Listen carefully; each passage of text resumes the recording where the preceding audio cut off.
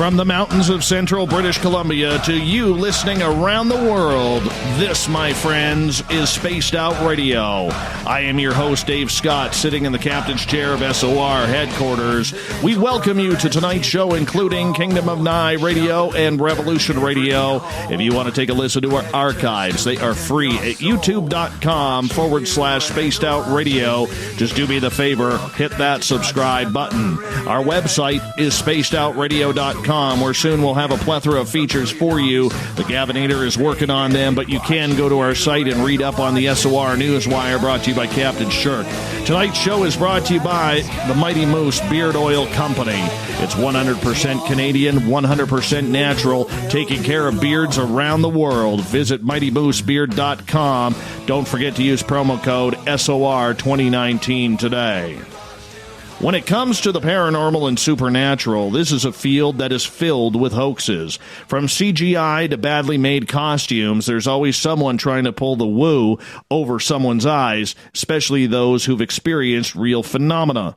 Marc Dantonio has a degree in astronomy and is in the Mutual UFO Network, or MUFON. He is their chief photo video analyst. He's been with MUFON literally since he was 11 years old. He has done extensive work in the film and television industries, appearing regularly on a number of networks. He has appeared on networks including CNN, Discovery, Sci-Fi, History, National Geographic, and Science channels. He's performed on-camera work as a UFO investigator, scientific principal presenter, and a photo video analyst. Then at the bottom of hour number 3, I will bring you the SOR Newswire, brought to you by Paranoia Magazine. Mr. Marc Dantonio, what a pleasure it is to have you on Spaced Out Radio for the first time. This is like 2 years in the making, my friend, and we're finally getting this done. How are you?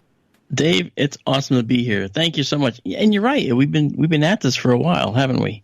We really have. We really have. And I'm excited about it, Mark, because, you know, I don't know you that well on a personal level, but I got to tell you, I've always looked up to your work. I think you're one of the good, honest folk in this field. And this is a field, as you know, as well as I do, and our listeners, where there's a lot of shysters, there's a lot of charlatans, and a lot of hoaxers and liars out there. And to find the good ones out there, it's really like finding, you know, a diamond in the sand or something along those lines, you know, walking along the beach. And I think it's great. I think it's great to have you do what you do. So thank you for that.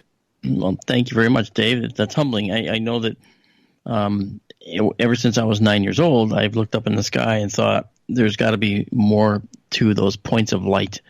And back then, I didn't know anything about stars, you know, but I knew that I was going to be an astronomer when I got older.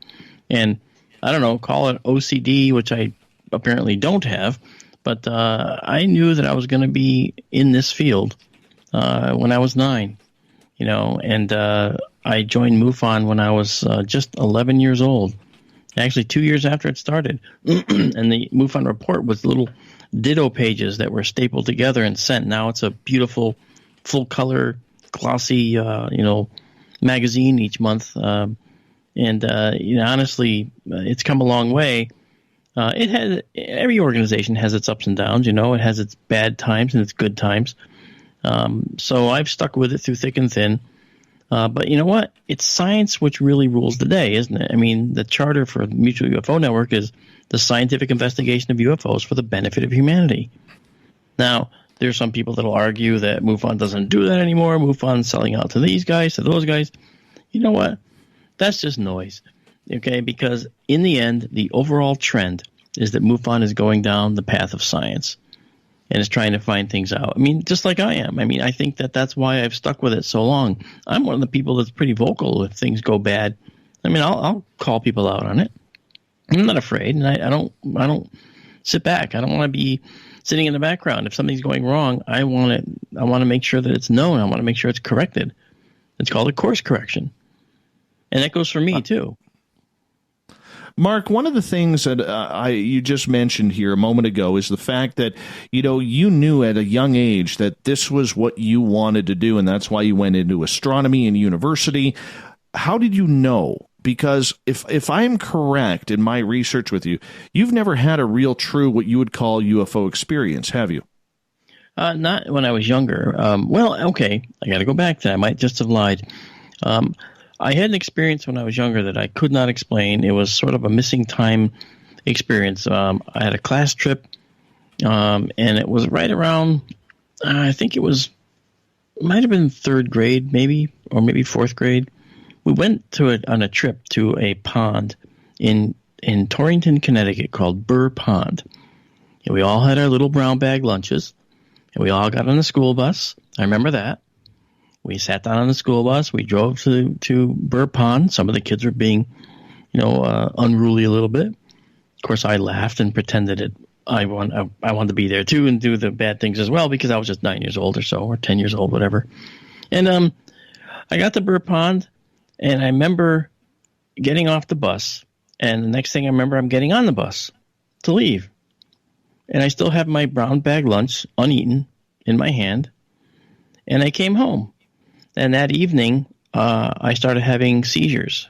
And they rushed me to the hospital and found out that something happened to my brain. They don't know what it was. And so it could have been entirely a medical event that happened, okay?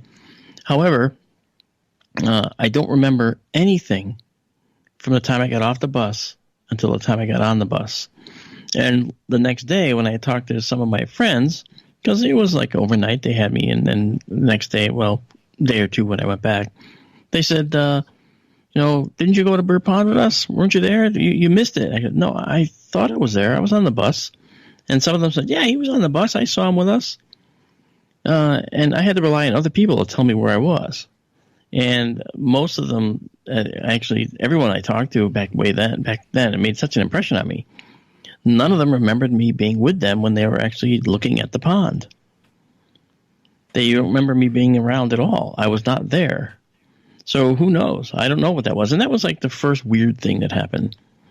So is that missing time due to a medical reason? Well, maybe. I can't say it's not. It'd be arrogant to say it was an extraterrestrial thing. That's like taking a huge leap.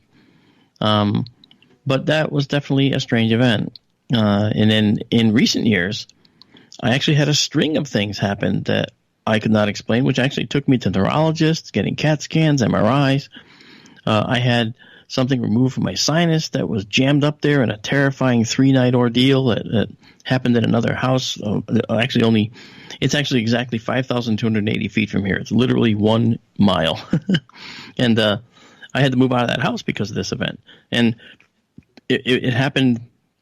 Again, I'm a science guy. This stuff doesn't happen to me, okay? At the time, I had these 2 greyhound dogs that I had rescued from the track.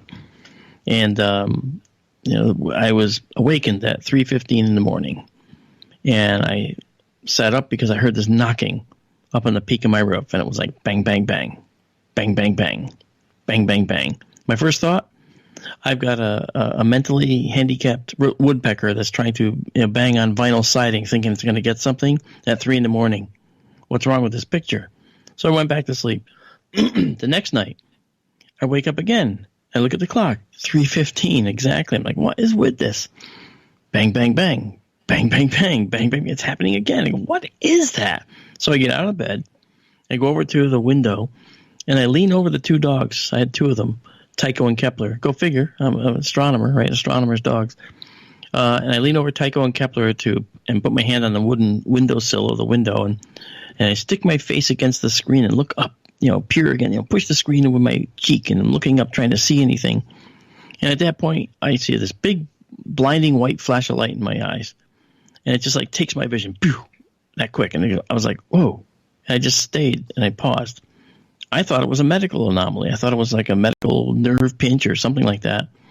And then slowly but surely, I started to see the street light in the distance come back, and the areas around it that were less lit showed up later. And then the darker area started to show up. It took about, I'd say, 5 minutes. And that whole time, I just stayed there leaning on the sill. And I hadn't moved. I looked down, and my dogs were gone. And I went, where are the dogs? And I started looking for the dogs, and I found the male, Tycho, in the closet. He was actually hiding in a pile of laundry. I had no idea why he was in the laundry. I was like, get out of the laundry, Tycho. What are you doing? And Kepler was sitting outside the room like the Sphinx, kind of like looking in around the corner. And they were both panting. So something had frightened them.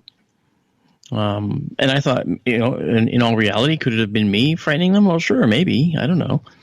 Then that was the second night. The third night, I woke up and I thought it was going to be the same time again, but I couldn't turn my head to look because I was sort of in a state where you're, they call it sleep paralysis, the hypnagogic states.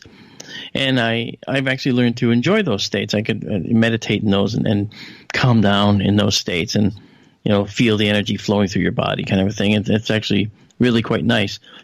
So as I was lying there, all of a sudden I noticed that when I go to turn my head, I can't move my head. And I'm wide awake. I'm as awake as I am now talking to you, Dave.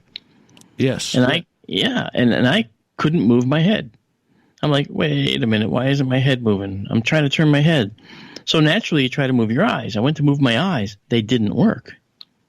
I could see, but I couldn't move my eyes.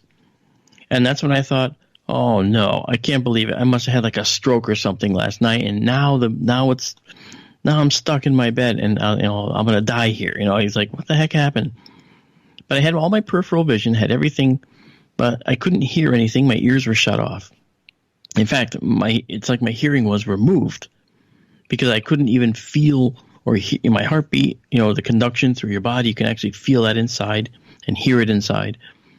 And I couldn't hear anything from my breathing. It was as if my ears were simply gone. Well, then crossing in front of the window in silhouette only, of course, against the distant street light that had the previous night, I saw coming back slowly. I saw something pass in front of the window. I wasn't sure what it was, and I couldn't react. I couldn't turn my head. I just saw it in my peripheral vision. I couldn't even move my eyes to look at it. And then all of a sudden, it's moving toward me. But I'm in the bed. I'm thinking, wow, how is this moving toward me? What is this thing? And I saw it reached out to me, and it had what looked like a magic wand or a Bic pen, okay, the transparent barrel type thing, but it was translucent white. It was glowing a soft white, and I couldn't look directly at it. And it had a gray hand. I could see a gray hand. Might have been a glove, but it looked like a gray hand to me. And it was moving back and forth under my sinus, my nose. And then bang, the next morning, I'm awake. No, it was the next morning, instantly. And I couldn't breathe. And I push off my pillow because I couldn't breathe. And I'm gasping for air. And I look down and I see my pillows covered with my own blood. Oh, goodness. I mean, a lot of it, too. We're not talking like just a nosebleed little bit. This was a lot. And I felt like I had been punched in the face really hard on one side. So I figured, wow, that's one wicked nosebleed. And for whatever reason, I could not breathe out of the left sinus. And don't ask me why it took 2 years, but it took 2 years to go to an ear, nose, and throat surgeon to get this resolved. And when I finally went, he looked up there and he goes, wow, he says, you've got something huge up there. And I said, well, it stands to reason. I said, because I can't breathe out of that side. And he goes, oh, I'm sure you can't. And I said, well, and this is where I started thinking about that event and everything. And feeling almost silly, I said to him, can those things up there, what you think are nasal polyps, you call it, can those things like seed around a foreign object that maybe might start it? And he goes, you mean like a metal splinter, like a machinist might get? And I go, yeah, precisely. He goes, yeah, I think so. And he goes, why? And I told him the story I just told you, kind of jokingly, because I didn't want him to make it, sound too serious. And it was sort of almost strangely embarrassing to me to talk about it. And he laughed. He goes, I'm sure it's not aliens. I go, no, of course not. And of course, I wasn't really sure at that point. Come on, Mark. It's always aliens. Always. Just ask Giorgio. No, but I didn't make that leap, because that truly is a leap, right? But I said, no, I don't think so. He says, well, call me in a week. I'll give you the results because we're going to send this down to the lab as we always do, and they'll do the biopsy and so forth. Because I'm sure it's just a benign polyp. I go, okay, no problem. So a week later, I call, yeah, hi, this is Marc Dantonio, and hold on, doctor has to talk to you. I'm like, oh no, it wasn't benign. It's some dangerous, aggressive cancer that's eating my face or head or something, right? Oh, goodness. That's what I was thinking. So he gets on the phone. He goes, hey, Mr. D'Antonio, how you doing? I said, well, you tell me. He goes, yeah, not to worry. That was probably just a polyp, and it's probably just benign. Okay, so you haven't had the results yet? And he goes, well, not exactly. I go, well, okay, you need to explain that if you could. He said, well, we have a record of sending it down to pathology, and when we looked for it and asked pathology for the results, they couldn't find the sample. And I'm like, kidding me. And that's what I almost word for word. I said, are you kidding me? He goes, no, he says it's the first, his words, first time it's happened in my office in 35 years. I said, and it has to do with a polyp in my sinus. He goes, yeah, I'm afraid so. He says, but don't worry, it's benign. I'm sure it's benign. I went, okay. So I let it go. And about 2-3 years later, I went back to him for something different. And this time on the intake sheet, you sign all, you tell, well, what are you here for? What's your occupation? And I said I do special projects for the Navy, because I did. I still do it. I'm doing one now, which explains why I'm up so late. He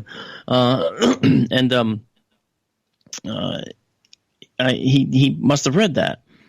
And he came in and he shuts the door and he says, special projects for the Navy, huh? I said, yeah, I do some special work for the Navy. I sometimes have to go down to Washington, D.C. and spend time with folks down there. And he goes, huh? He says, well, I got to tell you a little story. And then he did something I've never seen a doctor do. He got up on the exam table with me. And sitting next to me like two kids on a cliff overlooking a lake. He's got his legs crossed, going back and forth. They're like wistfully looking out the window. And he's saying, yeah, I just gave up my top secret clearance this year, he said. I went, what? What'd you do? Take out classified nose polyps? Making a joke. And of course he laughs and he goes, no. He says, I wasn't always a surgeon. And he proceeded to explain his role in another very big project. In fact, he was, what he said now was he was part of a project that I identified as Project Starfish, which was to explode a nuclear weapon in space. But he said they actually took out an enemy satellite with that launch. Oh, and really? that was the purpose of the launch. And I said, well, didn't that violate every treaty there was at the time? And he looks at me and he goes, well, that's why we cleared 1,600 miles of ocean in every direction. Oh, goodness. Yeah, that's what he told me. And, anyway, that explained to me what happened with the polyp. Because I know from experience, a direct experience, that when you work for the government in any capacity like that as a contractor, if you've been read into programs that are of a classified nature, anything that comes along that could threaten the national security of the United States, you're obligated to report, or you can get in trouble for that if you know something and you willingly refrain from mentioning it. So he probably, I told him my story about the feeling that somebody came in and stuffed this thing up in my sinus, and he probably had to call somebody and say, well, it may be nothing, but. And they did what we now know from some of these programs currently that we never knew happened. We now know that the government has been tracking these types of events, sightings, unidentified objects in our airspace, unknown submerged objects underwater. Okay, they have. And because they've been tracking them, they wanted to do this in their own quiet places. They didn't want to do it publicly. Well, he probably had to report it, and that's why the sample wasn't there. And, of course, he just said, yeah, they lost it, when, in fact, he initiated it by, in my view, by making the call. Because that's what they do. That's what people do in those positions. I know that for a fact. So, Mark, long-winded, but that's it. We got about 2.5 minutes before we go to break here at the bottom of the hour. Marc Dantonio is our guest tonight. Marc, I'm starting to think that you don't really believe that was a polyp up your nose. Yeah, I have to wonder, especially with what I saw, what I experienced. I've been in those hypnagogic states where like I said, I've learned to enjoy those. I can use those to meditate and reduce my heart rate, my respiration, everything. And I'm watching this thing, and I couldn't move my eyes, couldn't move my head. And it was really frightening. And after it was taken out, by the way, for about a year afterwards, and sometimes to this day, on very, very brief occasions, I get a sharp, debilitating pain deep inside the skull where that was, up in the sinus. And if I'm driving, I got to stop. It makes me feel like I want to just dig out a chunk of my sinuses right there because it hurts so bad. And it feels like a burning pain, and it's accompanied with a high-pitched whine in my head. I have no idea. It sounds like a short circuit to anybody else. And who knows? But boy, that's just a crazy thing. And like I said, I'm a science guy. This stuff doesn't happen to me until it does. Now what do I do with it? Aliens, man. Aliens. That's all it could be. Marc, we only got about a minute here before the break, and maybe I could start this question now, and if we got to pick it up after the break here at the bottom, I'd like to. But sure. With MUFON, I know you wear a scientific hat, but MUFON has some very talented hypnotherapists that help walk people through these types of experiences. Have you ever thought about getting that done, from the missing time when you were a child on the bus to maybe trying to figure out what the heck was up your nose? I've thought about it, but I've been a magician too since I was in 7th grade, and well aware of hypnosis techniques and stuff. And I actually tried to go on stage with a hypnotist once. And I was being honest about it, hoping, I wanted to try it out. I wanted to see if I could, understand a little bit more about it. And he put me through a couple of quick tests. There were about 7 or 8 of us up there. And it was Kreskin, the amazing Kreskin, actually. Yes. And he did one little thing with me, asked me to say something, and then said, okay, sit down. And that was the closest I ever got to hypnosis. Now, he's a stage act, okay? Yes. So I get that. However, you should have tried Ravine, my friend. You should have tried Ravine. That guy's just doggone scary looking.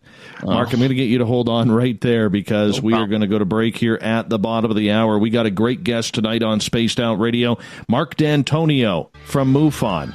We're going to get into hypnosis, video, footage, photography, how to analyze what is real and what is a hoax.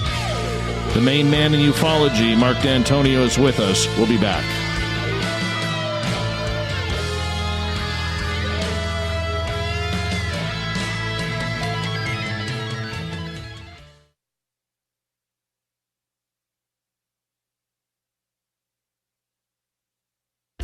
Hey, Spaced Out Radio listeners, it's Dave Scott. I want you to check out a great documentary I'm involved in called Beyond the Spectrum, Mosson's UFO Files. Directed by Darcy Weir, the film follows Jaime Mosson's journey for mainstream journalistic truth in ufology in Mexico. Beyond the Spectrum can be found on Amazon Prime. If you're a member, watch it free. It's worth the watch.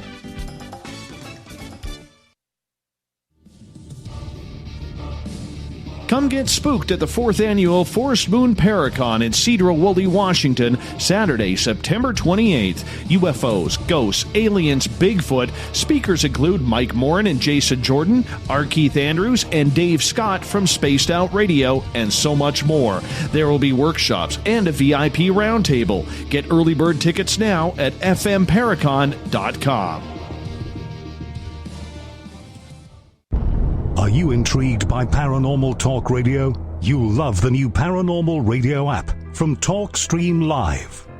You'll find a great selection of talk shows covering UFOs, ghosts, strange phenomena, and much more. Download the Paranormal Radio app now and start listening to the very best in paranormal talk entertainment, including the network you're listening to right now, the Paranormal Radio app, free in Google Play and the iOS App Store. Looking for the stories of the strange and weird that you will find hard to find anywhere else? Check out the SOR Newswire on our website. Our writers, led by Captain Shirk, are scouring the world for the oddest and most bizarre stories we can find. Everything from weird crime to suspenseful and paranormal. We're working hard for you to bring you the most intriguing news of your day. Check out the SOR Newswire at spacedoutradio.com today. A timepiece is a reflection of who you are, and what better way to show off the real you than with an Escape watch? Escape is a lifestyle brand accessorizing your days and nights. Choose to escape and create the life of discovery that you deserve. Dream, play, unite with your own personalized Escape watch. Head to escapewatches.com. There is no time like the present to enjoy your escape. Use promo code SMF2017 for your 20% discount today. Are you having encounters with the paranormal, supernatural, or ufological that you cannot explain?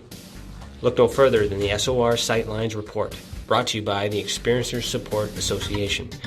This is Ryan Stacy, head of the Research Association, TESSA. Soon on the Spaced Out Radio website, you will be able to file your reports and have them researched for you. We are independent and ready to help Spaced Out Radio listeners today.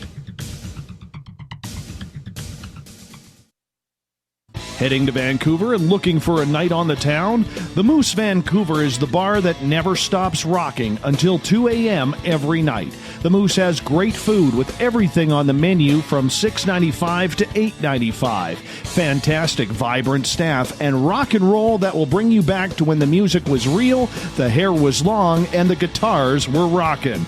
Get your party on at the Moose Vancouver, the official party bar of Spaced Out Radio. Hello, this is your guitar man, Ron Bumblefoot Thal, and I have to tell you, I love the response I get for Little Brother is Watching from Spaced Out Radio fans. It's amazing how music can inspire and make people think deeper about what's going on in the supernatural world. You can head over to my website, bumblefoot.com, to check out my music, my guitar workshops, my touring, even check out some of the hot sauces that I'm working on. And make sure you keep on listening, because with Spaced Out Radio, you know Little Brother is watching.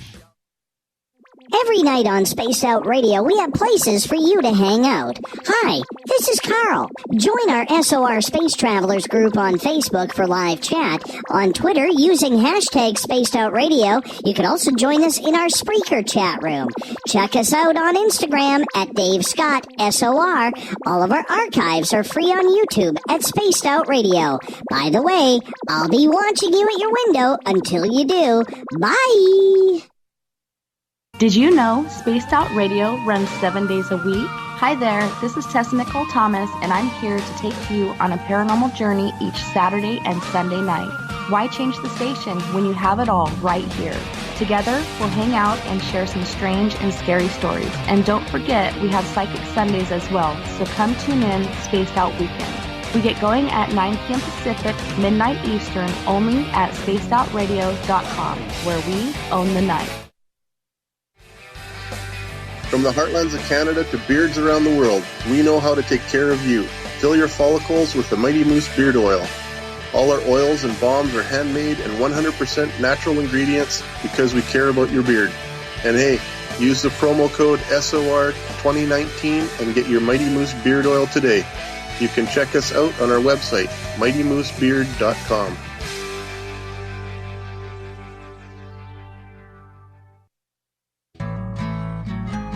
Looking for a place to advertise at a very reasonable cost? Look no further than Spaced Out Radio. SpacedOutRadio.com has an advertising tab that you can click to check out our daily, weekly, and monthly packages to play on the radio, or our website including social media. From commercial spots to banners, we have it all. Check out our competitive pricing today. Coming soon to our website, spacedoutradio.com, is the SOR Space Travelers Club. For just $5 a month, you can get into a private area on our site where you can hang with other listeners in our chat room, post in our forum, and check out a bunch of exclusive content and store that won't be found anywhere else, including a nightly after-show party with Dave. It's going to be the best $5 a month you're going to spend. The SOR Space Travelers, only at spacedoutradio.com. Coming up this September 21st and 22nd, all UFO eyes will be focused on Toronto for the 4th Annual Alien Cosmic Expo. Come listen to some of the biggest names and experiencers in ufology. Travis Walton, Paul Hellyer, Richard Dolan, Paula Harris, Grant Cameron, Randy Kramer, and Spaced Out Radio's own Dave Scott. Tickets are on sale now at aliencosmicexpo.com.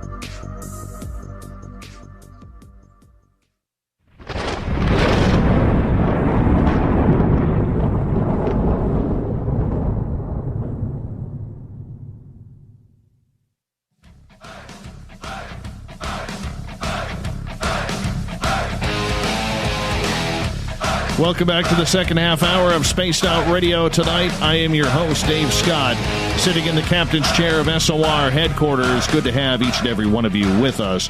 Reminder, if you've missed portions of this show or others, you can always go onto our YouTube channel, youtube.com/Spaced Out Radio. Just do me the favor, hit that subscribe button. Our website is spacedoutradio.com. We will have some new features coming up this week. The Gavinator is working on them, but you can read up on Captain Shirk's SOR Newswire, listen to the show live, and soon, very, very much more. Marc Dantonio is our guest tonight on Spaced Out Radio. This is one smart dude we have on the show. He's an astronomer. He is part of the MUFON network, chief photo and video analyst for MUFON. So you know this guy knows his stuff when it comes to analyzing evidence. Now, Marc, thank you so much for joining us tonight. Right before the break, I had asked you in regards to your own experiences, whether or not you would go under hypnotherapy, and you were kind of coy about that. You'd thought about it, but scientifically speaking, you're kind of denying yourself the opportunity to maybe figure out what is going on with Marc Dantonio. Well, I've also talked to people like Kathy Martin. She's a good friend, and I know that there are people that help. One of my kids actually had a strange experience, and at the time, Bud Hopkins was still alive, and I called Bud because I knew Bud, and not as good as a lot of people know Bud, but I called him and told him the experience. He said, "You got to get him down to Manhattan. Get down here. I'm in Connecticut." He said, "Just get him down here. It doesn't matter. I'm not going to charge you a dime. I want to talk to him." And we tried to set up a date, but unfortunately Bud got sick and he passed away, so we couldn't do it. But I've been flirting with the possibility of doing this. And again, because I think I mentioned to you during the break, I've been a magician since I was in 7th grade. And I've seen show hypnotists and been part of shows that had them in it, been part of the same bill that we were on. And I never had a whole lot of, I won't say respect. I admire what they do, but I never put a whole lot of energy into thinking that they could be helpful. Yet I've seen regression done, and under regression, I've seen people remember some things when their minds are focused better for them. So I'm not discounting it. I'm not saying I would never do it. I do know that I was on stage with a world famous hypnotist, the amazing Kreskin. Again, a showman, not someone that would be a regression type guy.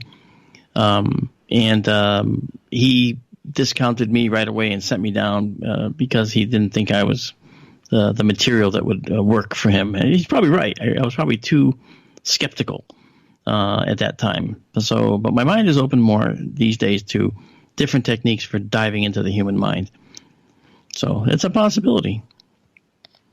Absolutely it is. Absolutely. Marc, with your work with MUFON, how did you end up becoming the chief photo video analyst? Why that position? You know what? The way that happened was I've been doing image analysis long ago, since many, many years before I was doing it with MUFON. I was in MUFON the entire time, but I'm an astronomer. I've worked in big observatories. I've taken photographs and analyzed the photographs I've taken for all manner of things. I've done, using some of the largest instruments on Earth, many, many tons over your head. But the thing is that all through photography, when you're taking photos of the sky, trying to capture an image of what's in the sky, whether it's a bird, whether it's a unidentified flying object, whether it's a mountain or a star, there's rules that the cameras follow. The camera has rules that it follows, that they're based on the sensor, based on how the shutter works, electronic or otherwise. And these rules aren't typically violated. And if the image shows something that a camera cannot produce, but it's purported to have come from a camera, see, that raises my alarm. And it was around 2007 when this case first came to me. It was called the Tahoe drone. And this particular object was being photographed by someone out in California in Tahoe. And seeing this object over and over. And it had these long spindly spires and these appendages coming out from the side. And I looked at it very closely. Now, I've been doing CGI along with my regular work. I own a special effects and visual effects company, in fact. So I know how to do CGI work and visual effects work. I can make models look as real as the real thing on film, still photos, or otherwise. I mean, that's sort of like a minimum requirement, to be able to make that happen. And so I also invested in doing CGI. I have a lot of high-end computers that can help me do that stuff.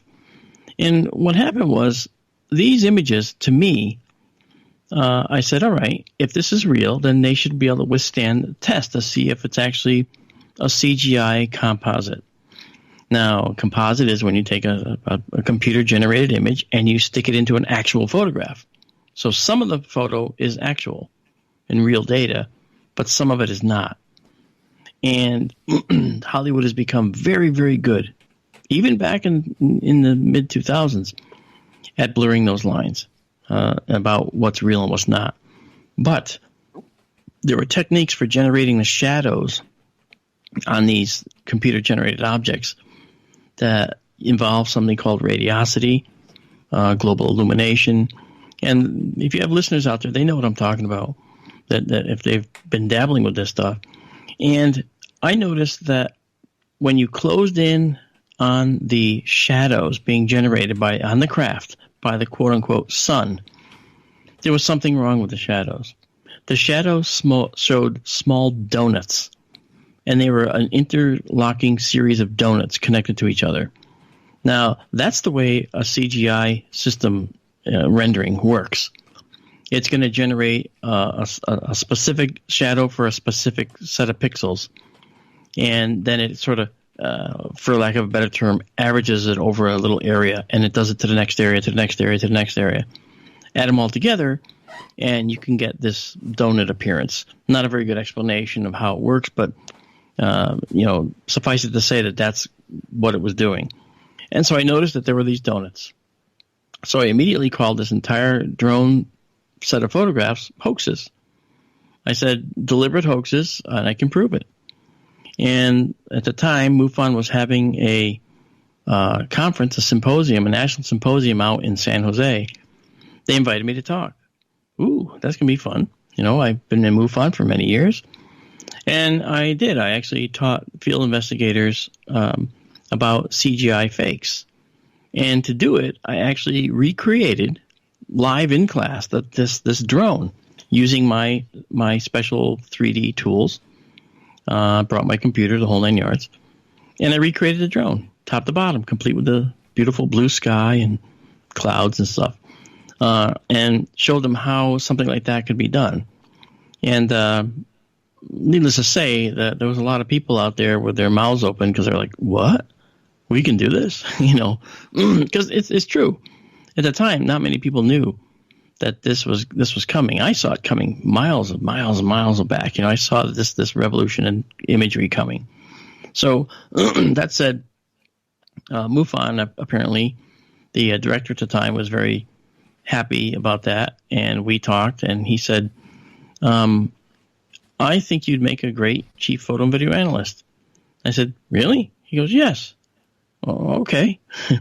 Thank you. And so I was appointed to the position in 2008. And held it ever since. And some people within MUFON they think of me as sort of a debunker, but the fact is, it's not true. I've had experiences I can't explain. I guess you're an experiencer. I'd call myself an experiencer of sorts, I guess. If what happened to me wasn't a medical event, then I guess it makes me an experiencer. But the thing is, I think that when we look at this entire panoply of things that it could be, there's only so many things that can account for exactly what happened. Being called a debunker that you have many a times over your career with MUFON, and by the sounds of it, Mark, you don't like that term. You don't like being called that.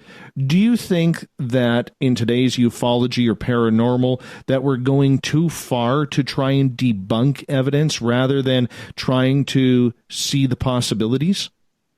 Well, here's no, and I'll tell you why. Here's my thought process. If I wasn't diligent to death on the video that you supplied to me and put it through the most rigorous set of tests I knew to put it down this narrow, ever-narrowing funnel of analysis, if I didn't do that, then what drops out of the bottom, however improbable, okay, you would have to assume is an actual UFO sighting. But if I wasn't rigorous, what drops out of the bottom could maybe be something else too. And that maybe part has to be taken care of up in the funnel. So in other words, you've got to make sure that whatever comes out of the bottom is absolutely irrevocably shown to be something totally unknown. And if you can't show that, you didn't do your job. And so in other words, when I look at a video or I look at a photograph, my task is to show that it's not just a bird. It's not just an insect. It's not just a camera artifact. It's not just a satellite going in front of the moon. And, things like that. And I've received videos of objects crossing in front of the moon, for instance, full moon. And my good friends Paul and Keith at P&K Space Imaging on YouTube, good friends, they got me started on Sky Tour live stream, our live observatory that we show on clear nights. And we take people on a tour. We use very sensitive cameras, et cetera, et cetera. I mean, it's beautiful. And we have thousands of subscribers that watch from all over the world, and if we see something cross in front of the moon, I don't just say, oh, that was a satellite. I prove it. I don't just say things. I actually have to make sure that it's what it is. So I time how long it takes to cross the face of the moon, and I wrote a program to calculate if it's a satellite, what its orbit is, how high it is. Now, at this time, we have an extensive catalog of satellites. We should be able to find out what exact satellite it was. And if it's there, it's there. Oh, yeah, that's an RB rocket booster. That was a spent booster that was used to put a satellite in geostationary orbit. And that thing's sitting about 16,000 miles up. Excellent. So, things like that. So, you got to take it and you got to do the rest of the diligent work. You've got to not just make pronouncements. You've got to show why you're saying it. So I think that if I didn't do any of that, Dave, I'd be doing a disservice to anyone who follows behind me. What about people, Mark, what about people, though, who are just absolutely convinced they have something, and you're looking at this video image or this photograph, and you're like, sorry to be the bad guy here, but you're looking at a piece of cardboard, or you're looking at a street lamp, or you're looking at a tree in the forest that you're saying looks like Sasquatch. I mean, there's a lot of people's hearts that you break on a monthly basis. Yeah, that's true. And I have a very thick skin because I think science trumps the day. I mean, and I think that if we don't understand something and if it can't be explained by our science, then scientific analysis will show that. Okay, and that's also a good result. It's a good positive result. I'm not looking to be right. I'm just looking to explain it if I can. If I can't, I'm elated. and there was I've done a lot of television shows, as you know, and on one of them, they waited till the end and they ambushed me in a well-meaning way by showing me these 10 different photos of UFOs. and they said, I want to just show you these sample of 10 photos and, give us an opinion. It's sort of a quick opinion on each of them. And I went and looked at each one in turn and then said, okay, want my opinion? Yeah. Okay, I think this first one's a hoax, and this is how I think it was made. Here's the second one. I think it was a hoax. In fact, all 10 were hoaxes, and they were trying to make me find one that wasn't. They're trying to fool me. I didn't know that at the time. And the one that got them to admit it all was when I saw 3 UFOs up in the sky, little discs up in the sky, all traveling in unison. Now, they were silhouetted against a brighter sky.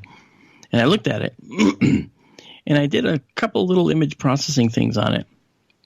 And I said to them, this is 3 pennies on the other side of glass in a set up in a triangular formation. And one of the guys just started to laugh. He goes, oh, my God, that's exactly right. And they said, I just can't see the dates. I don't know which pennies they are. I don't know if these have mint marks. I don't know if these are valuable. I just know that they're 3 pennies on glass. And the producer was like kind of – and I'm not trying to toot my own horn here or whatever. I'm just trying to show you the lengths that some people will go to try and pull the wool over – or the woo, as you said, which is – I love that phrase. Pull the woo over my eyes. And I looked at the guy and I said, well, I have to go from a point of view of I have to try and figure out what it is. And to do that, I have to find what it's not. Okay? It's not 3 birds out of focus. Okay? It's not 3 camera artifacts. It's not 3 lens flares. It's 3 objects in the camera view. How did I know it was glass, you ask? Oh, well, see, when I image process it, you can see how the color shift of the blue sky takes place near the edges of the frame.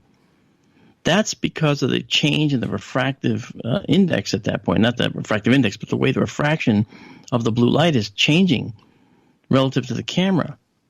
And so what it does is it changes the color a little bit. And so when the color changes, that tells you you're looking through glass. And I had a silent room. I was actually doing it here in my studio, but they were silent. They didn't know what to say. And I said, well, I teach this stuff. I can show you. I put my money where my mouth is. I don't just make pronouncements. I can reproduce these things for you. And they're like, no, that's okay. So, the point being that people will go sometimes to great lengths to fool you. And I have to admit, some of their fakes were good ones. And I was on the fence for a couple, but then I realized later that, they were also fakes. I was going at it from the point of view that this might be the real thing. Now let me put it through my test and forget that I'm a human being and just pretend I'm a computer and put it through this set of tests. Don't let emotion get in the way. I want this to be real. I want this to be real. I never do that. I can't. So. Well, when you have people that you have to break their heart, yeah, and we only got about 4.5 minutes with you before we go to break at the top of the hour, how do you go about it? Because for some people, they believe the experience is so real. And in some of the stories I have heard where I may not buy the evidence, where I've seen the evidence, and I'm very amateur compared to you, all right? But I think that some of these people have experienced something, but they are literally trying to say what they caught on camera or caught on film, that this is the actual event happening rather than what they may have seen, and their camera may have been looking in a different direction. Yeah, I've often, I'm actually very good with people when they're, because these are human beings that have their own feelings, their own emotions, their own commitments to thoughts and convictions to the reality of alien life here, as I do. I think that we're being visited. I think that there's no scientific reason that we can say it's not happening. So when I talk to people, I'll say, you know what, I believe that you saw what you said you saw, but unfortunately the data doesn't show that. I would like to work with you. I'd like to hear more about it, but the data doesn't tell us what you actually saw. The data shows me something that could be, and I never say this is what it is. I always say this also can be this. So in looking for the definitive thing, it has to be unequivocal. It has to be something that is absolutely unassailable. Absolutely unassailable. It has to be something that can't be something else. So, for instance, if you see some disc in the sky, I'll be told, I saw this after I took the picture. I didn't see it at the time. That's usually tells us something. That tells us that it was something that they ignored at the time, or maybe just didn't see at the time. And usually the human body, the human mind works in the following way. It will actually ignore the obvious common things. Okay? But then it doesn't, the camera is impartial. The camera will take photos of ordinary objects and capture them in an extraordinary manner a lot of times. That's something that is really very hard to explain to people. So I show them with examples, some of which I do myself. When someone showed me all these orbs that they took pictures of, I said, well, your flash went off, okay? The photo data, the EXIF data, the exchangeable format data inside the exchangeable image format data inside the picture that comes with every digital picture now shows that the flash was fired. So you have to understand it could illuminate some dust in the air. And look, here's some that I did just today based on what you just sent me. I did these just to show you what I mean. So in other words, I show them evidence. I'm involved with them. I want them to understand. If I see something I don't understand, I don't sit and tell them it's something that's something else that I do understand. I'll say, look, it's something I don't understand, and I'm looking for that too. And you just have to be impartial. You have to forget you're human. You have to just do this. You have to do the tests, and not be afraid of the result. In hour number 2, I have a few questions from our audience that I would like to pass your way if you're okay with that, because we do like audience participation around here. And that's one of the ways we do it, since we don't take phone calls around here. Some people like that. Some people don't. But I would love to be able to patch some of our questions through from our audience to you, if you wouldn't mind. Not at all. No, that's wonderful. In hour 2, I kind of want to get into the evidence, some of the best evidence you've seen, some of the best evidence you have heard of, photographs, because it's much more than just video. And the other thing that I want to know, Gary, or pardon me, Mark, is how the hell is every video blurry? I'm very curious about that. Why do we get everything in blob squatch mode? Doesn't matter whether it's UFOs, doesn't matter whether it's Sasquatch, ghosts. It bothers me. It really bothers me. We're gonna push the woo here, my friend. Let's push the woo a little bit. Excellent. Okay. Marc Dantonio is our guest tonight on Spaced Out Radio. He is the chief photo video analyst for MUFON. We're going to get into a lot of hot button topics and your questions. If you're in the chat rooms on Spreaker, SOR Space Travelers on Facebook, Revolution Radio, or on Twitter at hashtag Spaced Out Radio. Hour 2 right after this.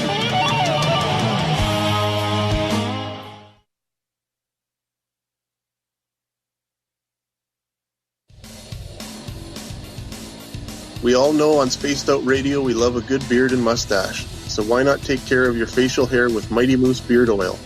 Made in Canada, we're taking care of beards and stashes around the world. We use 100% natural ingredients with our oils and balms to make your whiskers feel silky smooth. Use promo code SOR2019 at MightyMooseBeard.com today.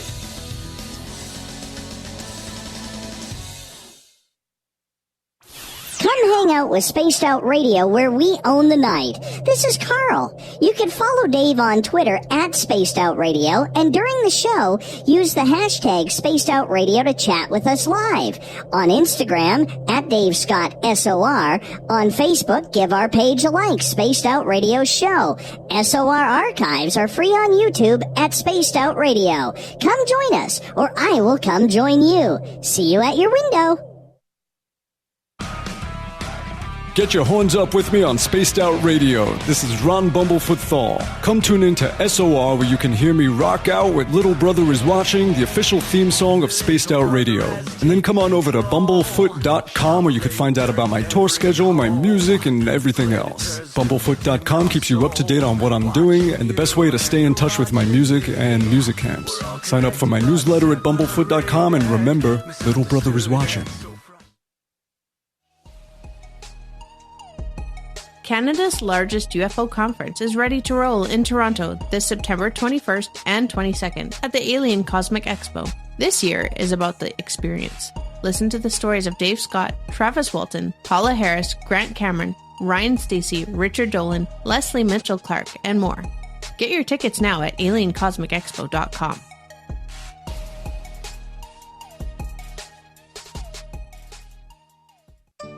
Find your escape where time has no limits. It's about living today and cherishing the heritage of yesterday. A spirit of adventure for what is new, with the nostalgia of the past. Your timepiece is a reflection of who you are. Life surrounded by beauty from the world around us to the soul within. EscapeWatches.com.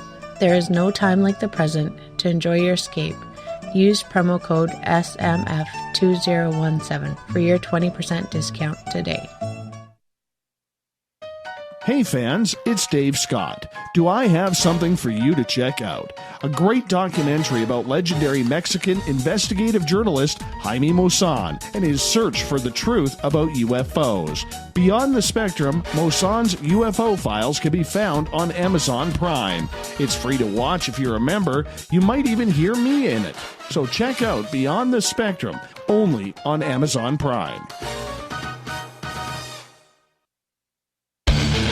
The Call of the Wild is in Vancouver. The Moose Vancouver is one of the hottest bars and restaurants in the city. Open until 2 a.m. nightly, the Moose will rock you like a hurricane all night long. Great food with everything on the menu at $6.95 near the corner of Nelson and Granville. Get your horns up and come rock with us. The Moose Vancouver, the official rocking bar of Spaced Out Radio. Visit purpleplates.com today. For over 40 years, the Purple Energy Plates have been delivering amazing results for their many customers. Inspired by the great genius Nikola Tesla, the harmony, healing, and energetic effects of the plates have proven over and over to be beneficial and often miraculous to thousands of customers. Check their site for daily specials and choose from their many energy products. You won't be sorry. Visit them today at purpleplates.com. Are you having encounters with the paranormal, supernatural, or ufological that you cannot explain? Look no further than the SOR Sightlines Report, brought to you by the Experiencers Support Association. This is Ryan Stacey, head of the Research Association, TESSA. Soon on the Spaced Out Radio website, you'll be able to file your reports and have them researched for you. We are independent and ready to help Spaced Out Radio listeners today.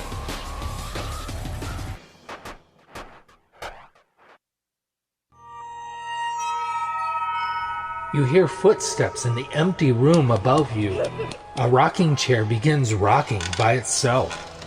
Don't be afraid of the things that go bump in the night. Reach for Spirit Storybox, the iPhone app the Huffington Post UK called the only ghost hunting app you will ever need. Spirit Storybox. The spirits are telling their stories. Are you listening? At spacedoutradio.com, we have a little bit of everything for you to stay up late. So while you're there, check out our SOR Newswire, where our team brings you stories of the weird and strange to the WTF from around the globe. News on Bigfoot, UFOs, paranormal, Darwinian-type crime tales. It's the stories that the mainstream media usually won't touch. Well, we got them all on the SOR Newswire, only at spacedoutradio.com. Looking for a place to advertise at a very reasonable cost? Look no further than Spaced Out Radio. SpacedOutRadio.com has an advertising tab that you can click to check out our daily, weekly, and monthly packages to play on the radio, or our website including social media. From commercial spots to banners, we have it all. Check out our competitive pricing today.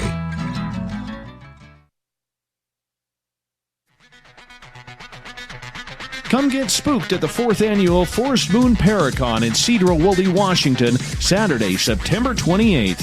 UFOs, ghosts, aliens, Bigfoot. Speakers include Mike Morin and Jason Jordan, R. Keith Andrews, and Dave Scott from Spaced Out Radio, and so much more.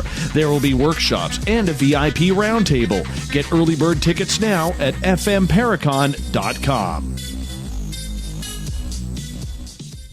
We are getting ready to relaunch the SOR Space Travelers Club at spacedoutradio.com. For $5 a month, you can join us for a plethora of features found nowhere else. Hang out in a private chat room during the show and after party.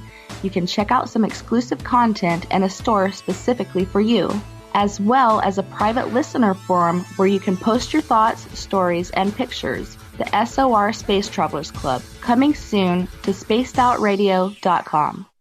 So, you love talk radio? Then you'll love TalkStreamLive.com. TalkStream Live is always on, 24/7, with the best streaming talk shows. Find your favorite talkers and discover some new ones. It's free, readily available online or on mobile with any smartphone or tablet. Finding your favorite talk shows all in one place has gotten a whole lot easier. Just go to TalkStreamLive.com. Be sure to download the free apps from Google Play or the iTunes App Store. The freedom to post what you want, when you want. That's the social media freedom you need. Social Media Freedom is the free app in your app store. No need to worry about going to jail or being shadow banned any longer. It's the freedom to say what you feel. The freedom to know Big Brother isn't watching. It's the way social media is supposed to be.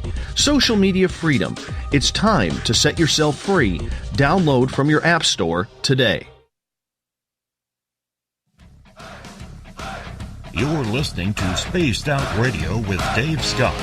Follow Dave on Twitter at Spaced Out Radio and on Facebook, Spaced Out Radio Show. Welcome back to hour number 2 of Spaced Out Radio tonight. I am your host, Dave Scott. Thank you so much for being with us. We say hi to everyone listening in on our terrestrial affiliates down in Dangerfield, Texas, KDNF AM 1560. In Reedsport, Oregon, KDUN AM 1030. KZFX 93.7 FM in Ridgecrest, California, WQEE 99.1 FM in Noonan, Georgia, and in New Orleans, UPRN 107.7 FM. On the digital side, we're proud to broadcast on Kingdom of Nye Radio and Revolution Radio. Good to have you with us. Don't forget, you can check out all of our archives for free at youtube.com/Spaced Out Radio. Just do me the favor, hit that subscribe button. The Desert Clam has set the password for tonight in the SOR Space Travelers Club. Halo Limnick. Halo Limnick is your password. Make sure you use it wisely, Space Travelers, as the Clam sets a password each and every night right here on Spaced Out Radio. Our website is spacedoutradio.com, where the Gavinator is creating a plethora of features for you coming soon. But you can read up on Captain Shirk's SOR Newswire and listen to the show live before too much more comes around. If that makes any sense. We'll just use that.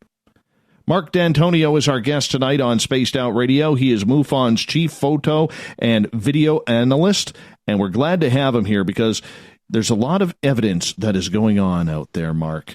A lot of people have their cameras out. A lot of people have their videos on, looking for anything weird and strange. I got to ask you right off the bat, because I know you deal with more than just UFOs. What do you think of this new 4K video that is out regarding the Patterson-Gimlin film? I actually use the same algorithm. It's a commercial product you can buy from, I think, Gigapixel, and it uses an artificial intelligence machine learning basis. I was looking at the Gimlin Patterson film actually yesterday, and looking at the differences in the quality. You can't make 4K out of the original bad footage. So that's sort of like you got to be careful with that. The original resolution is the original resolution. It's not going to get any better. What they can do, though, is they can actually process the video to increase its resolution or to increase the sharpness and the quality a slight bit. I do that now, actually, with other videos. I did that. I've done that for a lot of programs. We had to, sharpen and enhance and do that. And that's those are standard filters. But I did examine it, and it really, whereas people say, oh, well, now I can see Bigfoot's butt, okay, or whatever, and I've heard that, or I can see the jowls clearer or whatever. Those are valuable contributions by this technology and this technique. But I've seen it, looked at it many times, actually. I had it up for a whole day, in fact. Yesterday, part of the day, I was looking at it in night and then the morning the previous, because it was brought to my attention. But I do kind of bristle a bit when they say it's 4K. No, it's not 4K. Okay, it's in whatever resolution it was actually shot earlier, and when it was first done. Okay, and they just did this pixel technique to bring it to a higher resolution. And I've done that too with my astro photos. I take astronomy photos with SkyTour Livestream, and I can take a photo that's 1920 by 1080, and I can turn it into 11,000 by whatever by doing the same scaling process with this same product. And it's a marvelous product, and it does work a little bit, okay, but it does introduce artifacts too. But I've looked at it, and there is some promise, and I like it. I still use it. And the actual name of the product is it's made by Topaz, and it's called Gigapixel AI. And it's a subscription-based service too, where you can buy it, outright. So it's a nice product. I'm not sold on it 100%. It doesn't do things right in some cases.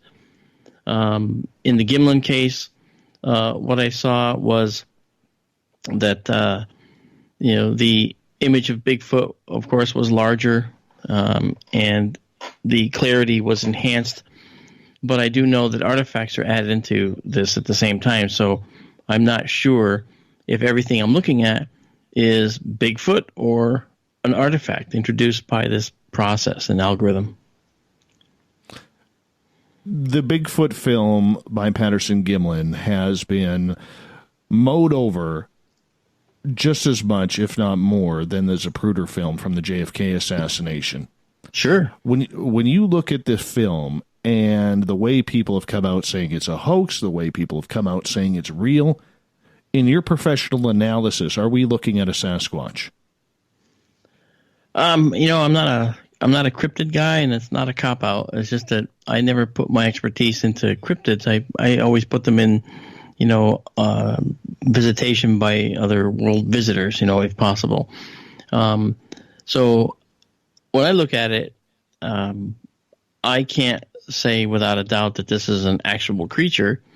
To me, it looks like a guy walking in a suit, because he's walking like a guy. All right. I do know that there are certain traits that an animal like that should use if it's actually an actual animal. And I've followed Diane Fossey and Jane Goodall's work with chimpanzees and lowland mountain gorillas quite extensively. And I know that those animals have a rich command of their environment. They don't trip. They don't fall. They move over debris on the forest floor and branches, broken or otherwise, as if they are just fluid. They're very fluid. And so when I watched this creature walking, it was walking through an apparently wooded area rather fluidly and just sort of at ease with its environment. In contrast, there was a Russian film of Bigfoot that came out, I think it was Russian, that I looked at the other day. And this Bigfoot would rise up, stand there, the father in the car, the children were screaming and videotaping, the wife was screaming. The father wasn't yelling. In fact, he was stopping the car every now and then and even backing up at one point to get closer to it. And then the Bigfoot would run toward them, and it started to walk away, and it tripped and fell. Okay.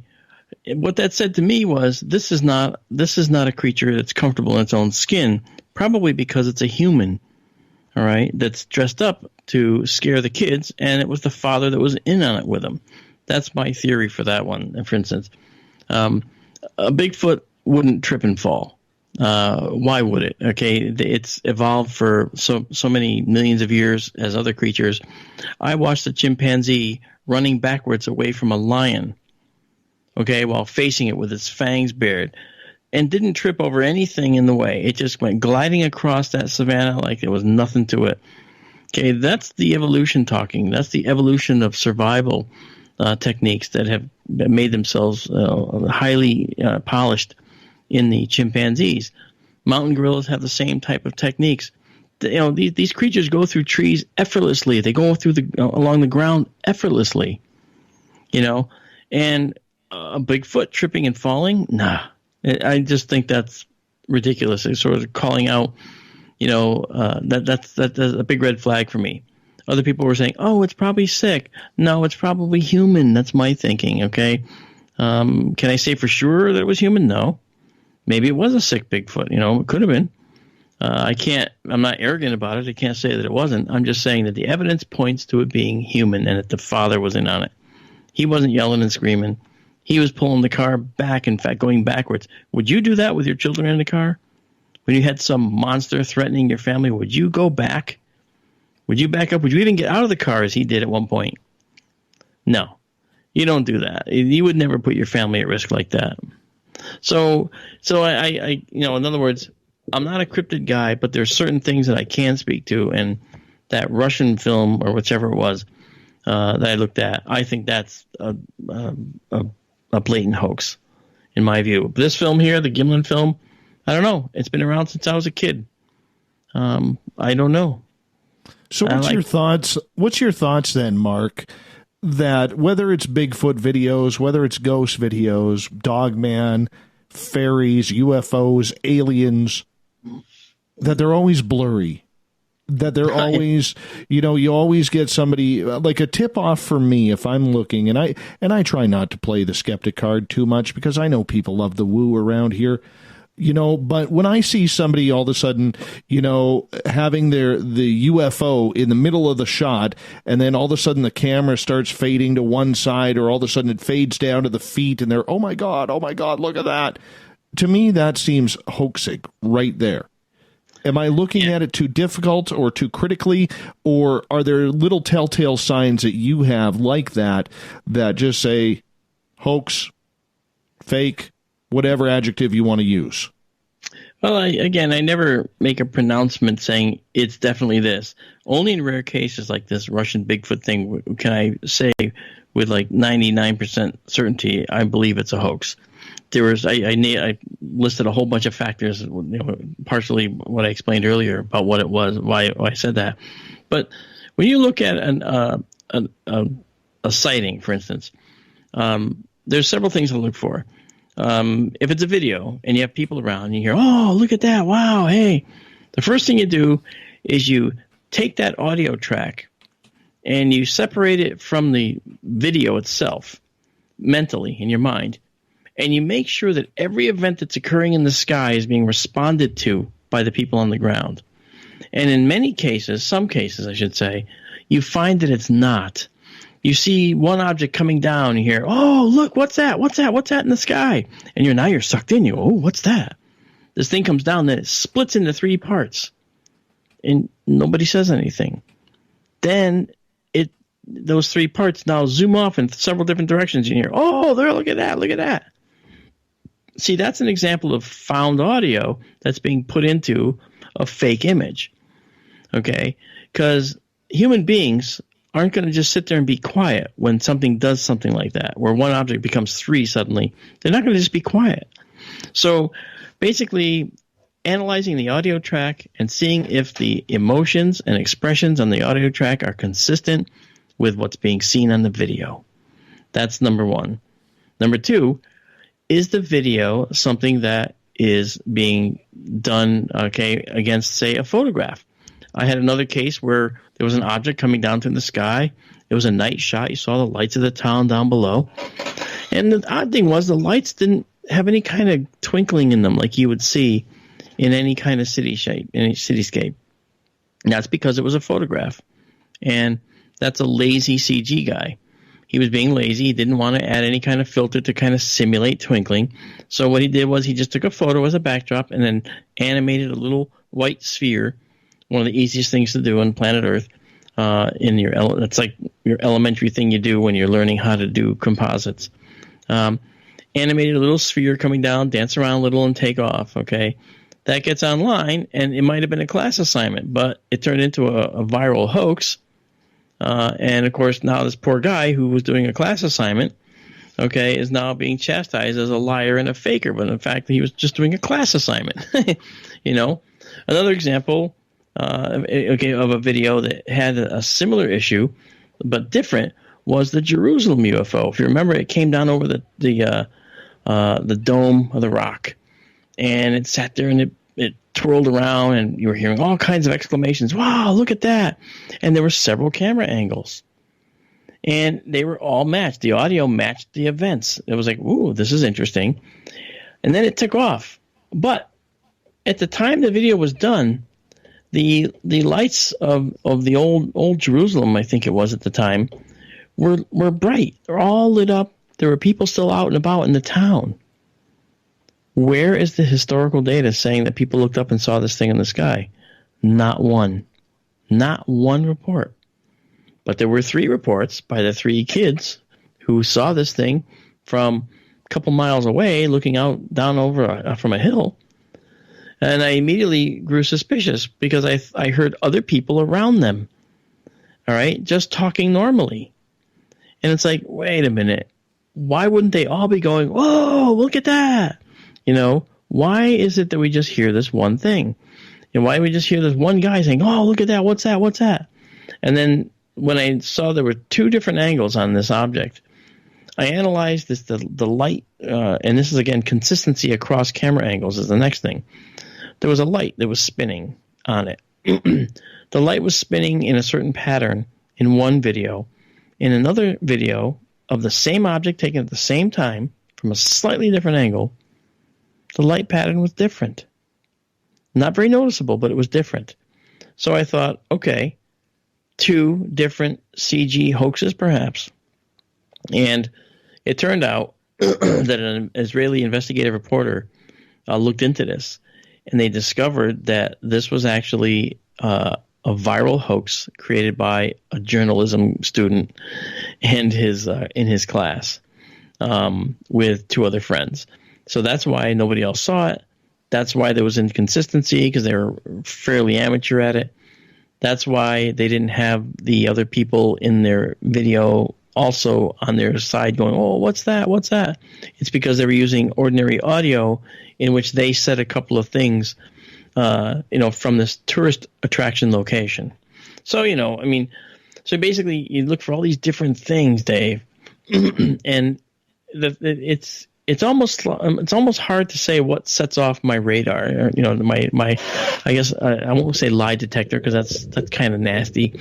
I get a lot of people that submit videos that are so honest and well-meaning.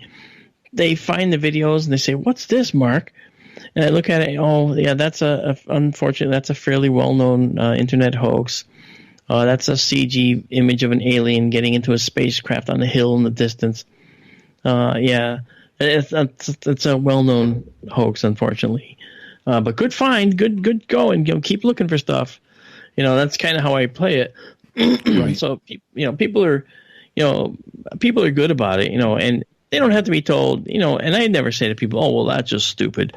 I've never said that to someone, because they're not. They believe it.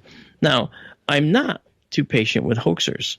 When I see a hoaxer in action, I call them out and I yell to the hills and I name them. I don't keep that in. I don't. I caught Stan Romanek lying twice. He lied on a friend of mine's radio show, and he lied on an interview with a live video interview through Skype. I watched him generate a fake psychic event. I watched him do it. I caught him. I called him out on it, and basically said, if you're doing this, Stan, then that alien head in the window is suspect too. I suspect that you faked that too, and I did actually in the beginning because he was over animated, So I never bought into him, for instance. So, and I don't mind it because look, this is it.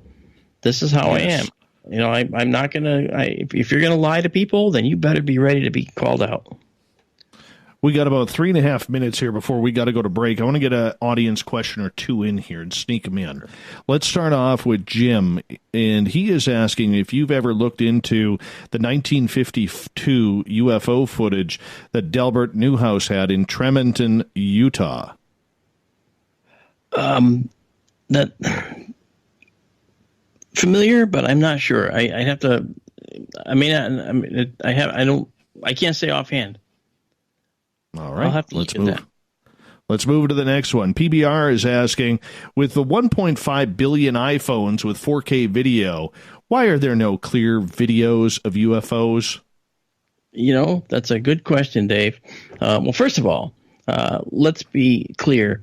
The iPhone video camera is very good, and it does 4K. Mine's set in 4K. But I'll be honest, it's not meant to do low-light photos. It's not meant to take photographs at night. And it can't see lights in the sky, especially at night. You can't even photograph an aircraft unless it's really got bright lights with your iPhone at night. During the day, you have a better chance. However, good luck getting it to find focus because usually you're shooting against an object that's a blue sky. Now, the blue sky is a problem for the iPhone sensor, not in particular because it's blue, but because there's nothing of reference in the field that the iPhone can actually find focus on. So it might not focus on what you're looking at. So I have sympathy for people who see something outstanding and then have a cell phone, whether it's an iPhone or otherwise, and doesn't catch it because it's like, oh gosh, I know that feeling. It's not a good feeling. But with all these phones, you would think that maybe an app could be made that could more quickly focus on blank tracts of sky or let you zone focus. Say, just focus on infinity and only infinity, please. Because if you hold up your phone, it may not focus directly on what you're looking at. But, it's fairly good most of the time. But I know I've taken several photos, for instance, out of an aircraft window trying to photograph something in the sky and got this beautiful photo of the scratches on the window. And everything else beyond that was blurry because the camera, short focused on me, and it does that a lot. So, taking pictures through windows is just right out, as they say. But yeah, it's tricky. It's tricky. It's very tricky. Yeah, with all the phones out there, I would expect better results, just like this, just like your listener. I don't blame him either. We only got about 30 seconds left. I'm not going to hit up any more questions, but I am going to tease you with this one because I think Trip here in the chat room has a very, very good question that I will get your answer once we get back from break, and that is, what is your thoughts on all of these UFO sites on YouTube and wherever making money off of fake videos and trying to connive and deceit the public? I think that's a huge problem in the field of ufology, and unfortunately there's not many who are taking a stand against it. But we will get into that. Marc Dantonio is our guest tonight on Spaced Out Radio. He is MUFON's chief photo video analyst. Stay tuned. We'll get the answer to that question and more coming up on Spaced Out Radio.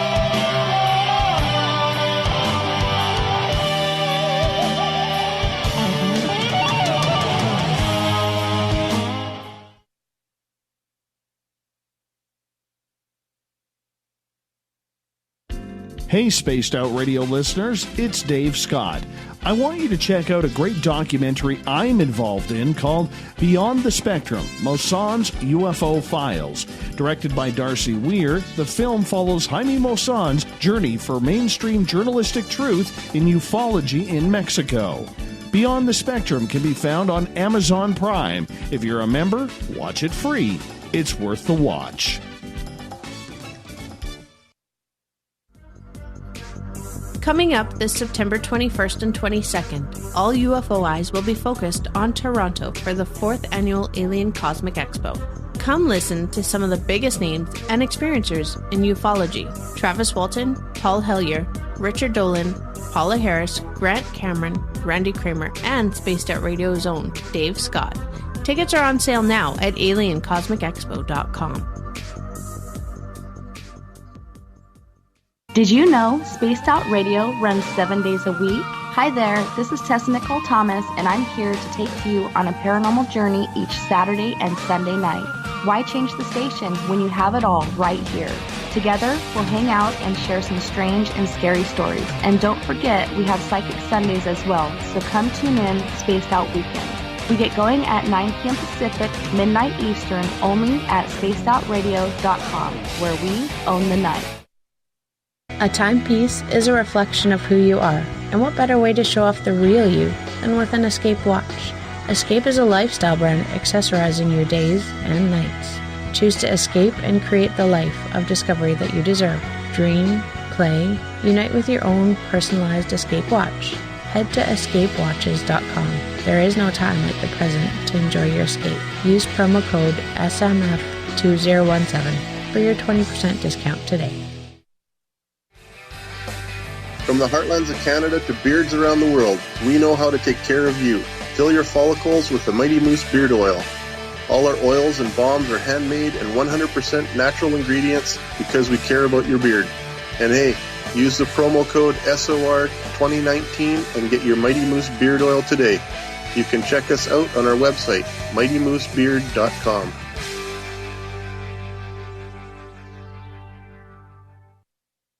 Heading to Vancouver and looking for a night on the town?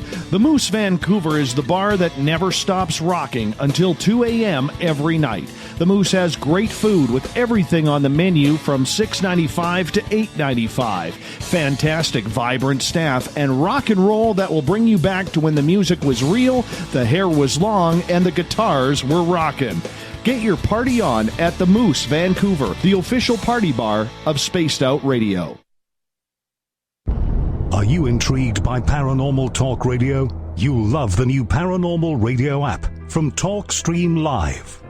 You'll find a great selection of talk shows covering UFOs, ghosts, strange phenomena, and much more. Download the Paranormal Radio app now and start listening to the very best in paranormal talk entertainment, including the network you're listening to right now, the Paranormal Radio app, free in Google Play and the iOS App Store. Every night on Spaced Out Radio, we have places for you to hang out. Hi, this is Carl. Join our SOR Space Travelers group on Facebook for live chat. On Twitter, using hashtag Spaced Out Radio. You can also join us in our Spreaker chat room. Check us out on Instagram at Dave Scott SOR. All of our archives are free on YouTube at Spaced Out Radio. By the way, I'll be watching you at your window until you do. Bye! Hello, this is your guitar man, Ron Bumblefoot Thaw, and I have to tell you, I love the response I get for Little Brother is Watching from Spaced Out Radio fans. It's amazing how music can inspire and make people think deeper about what's going on in the supernatural world. You can head over to my website, bumblefoot.com, to check out my music, my guitar workshops, my touring, even check out some of the hot sauces that I'm working on. And make sure you keep on listening, because with Spaced Out Radio, you know Little Brother is watching. Looking for the stories of the strange and weird that you will find hard to find anywhere else? Check out the SOR Newswire on our website. Our writers, led by Captain Shirk, are scouring the world for the oddest and most bizarre stories we can find. Everything from weird crime to suspenseful and paranormal. We're working hard for you to bring you the most intriguing news of your day. Check out the SOR Newswire at spacedoutradio.com today. Are you having encounters with the paranormal, supernatural, or ufological that you cannot explain? Look no further than the SOR Sightlines Report, brought to you by the Experiencers Support Association. This is Ryan Stacy, head of the Research Association, TESSA.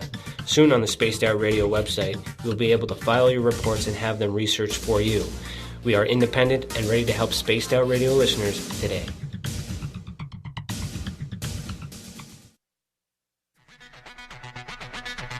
Come get spooked at the 4th Annual Forest Moon Paracon in Cedar Woolley, Washington, Saturday, September 28th. UFOs, ghosts, aliens, Bigfoot. Speakers include Mike Morin and Jason Jordan, R. Keith Andrews, and Dave Scott from Spaced Out Radio, and so much more. There will be workshops and a VIP roundtable. Get early bird tickets now at fmparacon.com.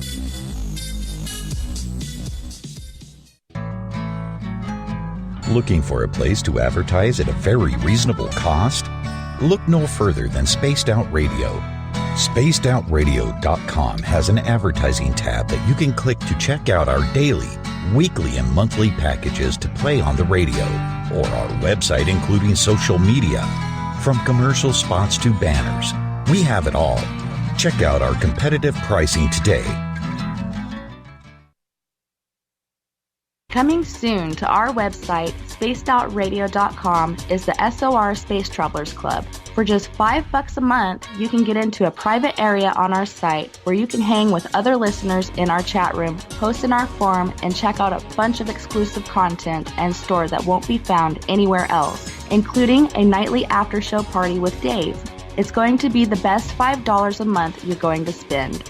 The SOR Space Travelers, only at spacedoutradio.com.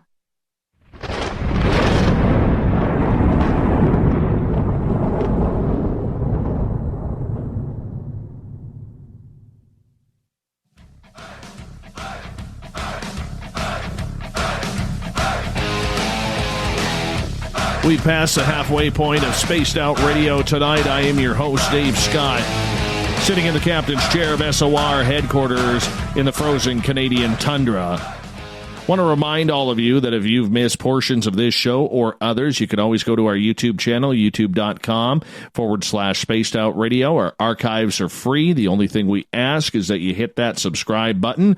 Our website is spacedoutradio.com, where you can read up on the SOR Newswire, listen to the show live. The Gavinator will have more features on our site coming very, very soon. Tonight we are talking with MUFON's chief photo and video analyst, Marc Dantonio. We're talking evidence tonight, and we're going to be getting right to the questions, Mark, because I asked you this right before the break. You had a little bit of time to think about it, and this one comes from Trip, who is asking, what's your thoughts, Mark, on websites, YouTube channels making money off of faked videos and really deceiving the public who wants to believe?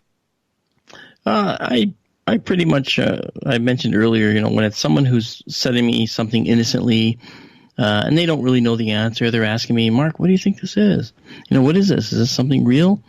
I answer them in the same way in which they ask me the question. I respect and admire them for being diligent and wanting to be critically thinking about this topic. Critical thinking is often missing. So, in the case of people that are hoaxing, I'm far less forgiving.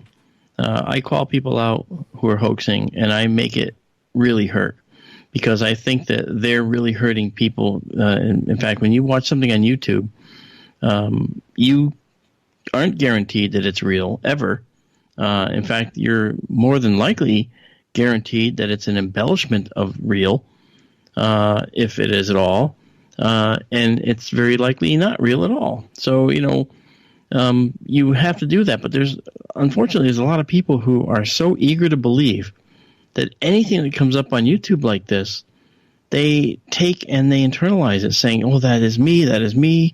I've seen that. I understand that," and maybe the sightings that these hoaxers are trotting out like charlatans are similar to a real event that someone had, and so they make this fake event their own event and say, "Oh, that's happened to me, exactly this," when it may not have been exactly that. In fact, it might have had like 25 differences, using a fake number. But the fact of the matter is, hoaxers are just rotten, and I don't waste a moment letting them know and educating people away from them. There's a lot of sites that MUFON is blacklisted. We won't even accept any video from any of these blacklisted sites. There's like 15 or 20 of them that we have now. And that's not the end of it, of course. That's just to start with, the biggies, So we hate them. Nobody likes hoaxers. I don't personally like hoaxing videos. I actually did create a hoax one time, intentionally, and I did it for National Geographic. I was actually hired to create a UFO incident and then expose it on national television. So I actually created a drone that we used in the middle of the winter, and we flew it way up high in the sky during a snowstorm, and we had these bright blue lights on it, and it illuminated a sphere of white haze around the drone, and it actually looked quite beautiful. And people in this very busy mall were looking up in the sky and watching this thing flying around, and the National Geographic team was out in the parking lot with surreptitious cameras asking people, what do you think that is? What do you think that is? And getting all kinds of different opinions.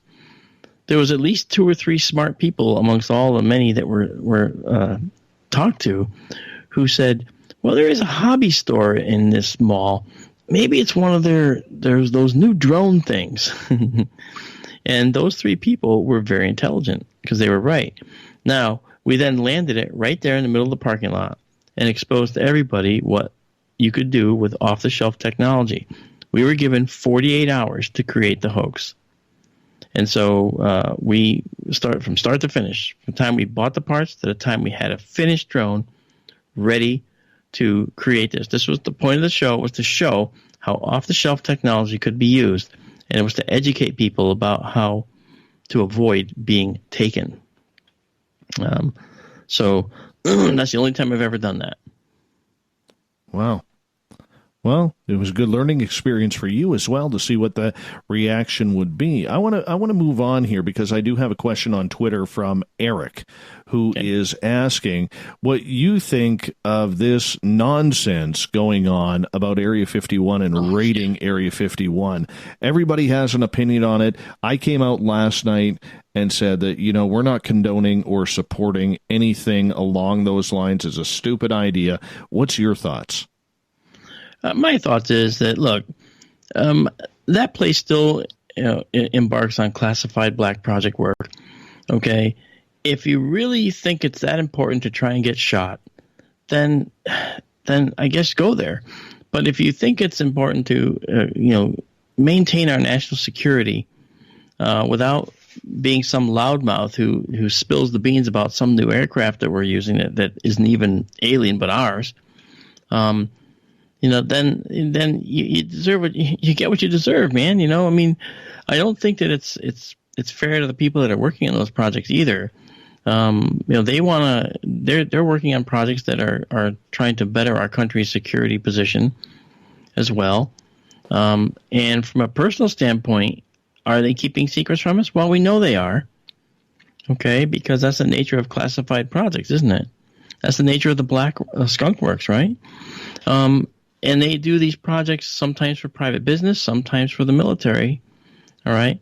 And actually sometimes for other governments, which I'm not too fond of. But the fact of the matter is these projects move us forward in our defensive capability, offensive capability, and I'm not a warmonger in any way, shape, or form.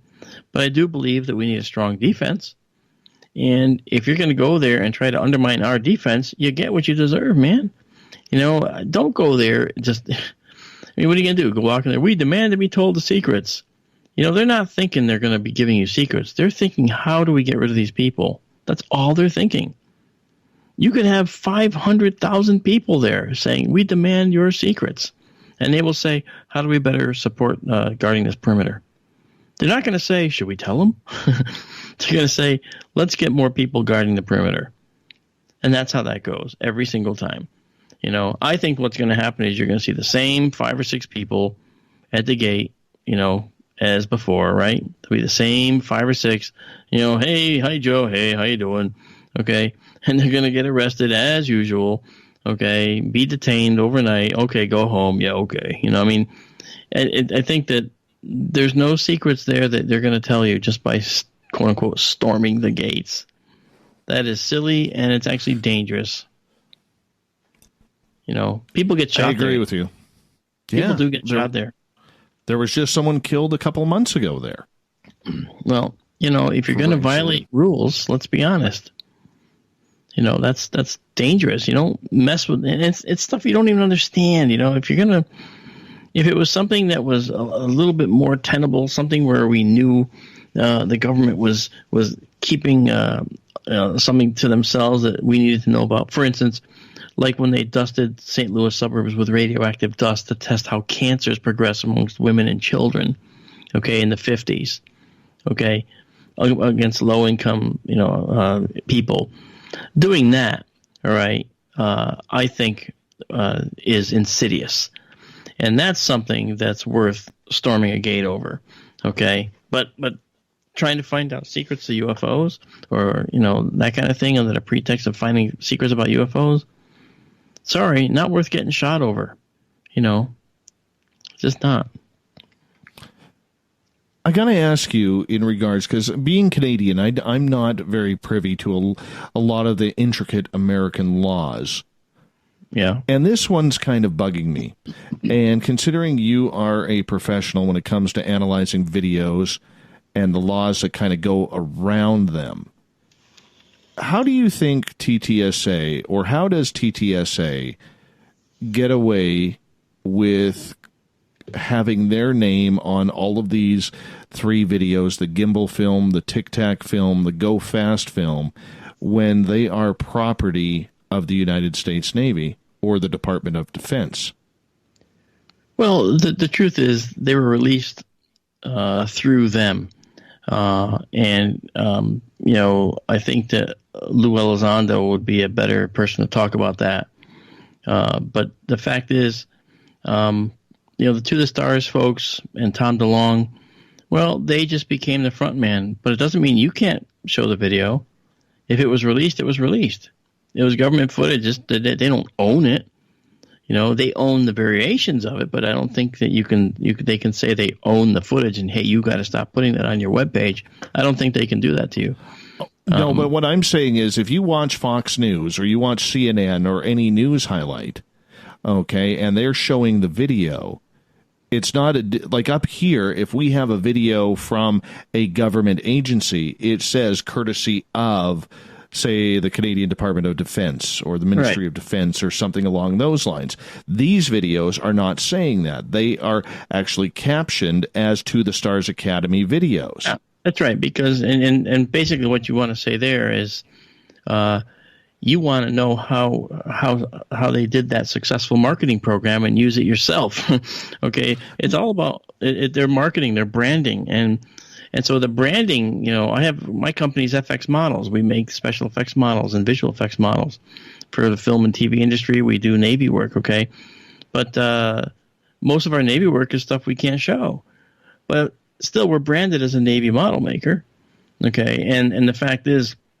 It's all in marketing, and To the Stars has done that, and you can't take that away from them. They've done good marketing, like them or not.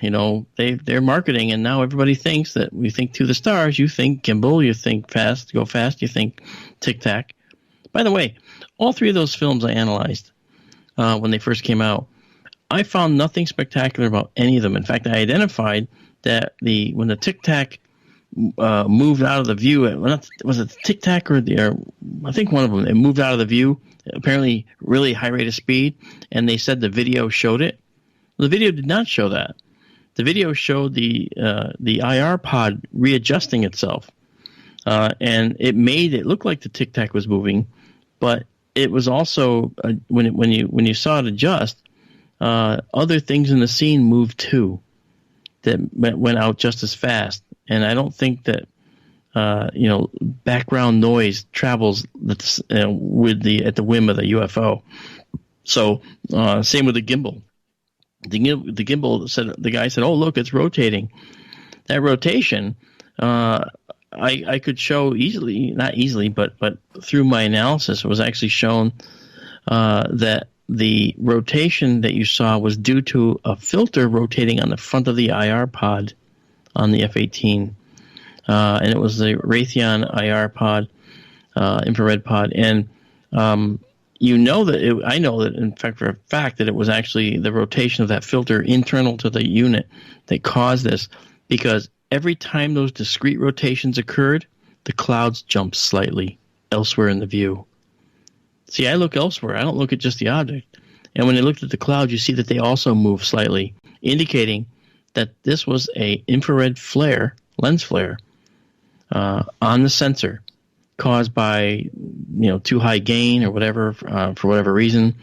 It was too hot, for the sensor at that point. And each time it rotated, it was rotating and jogging the clouds a tiny little bit for each and every discrete rotation.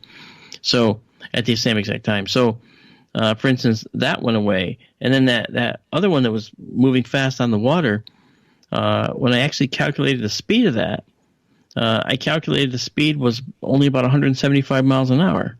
So about the speed of a fast, private plane. That's to say like a twin engine Beechcraft or something, the high end speed.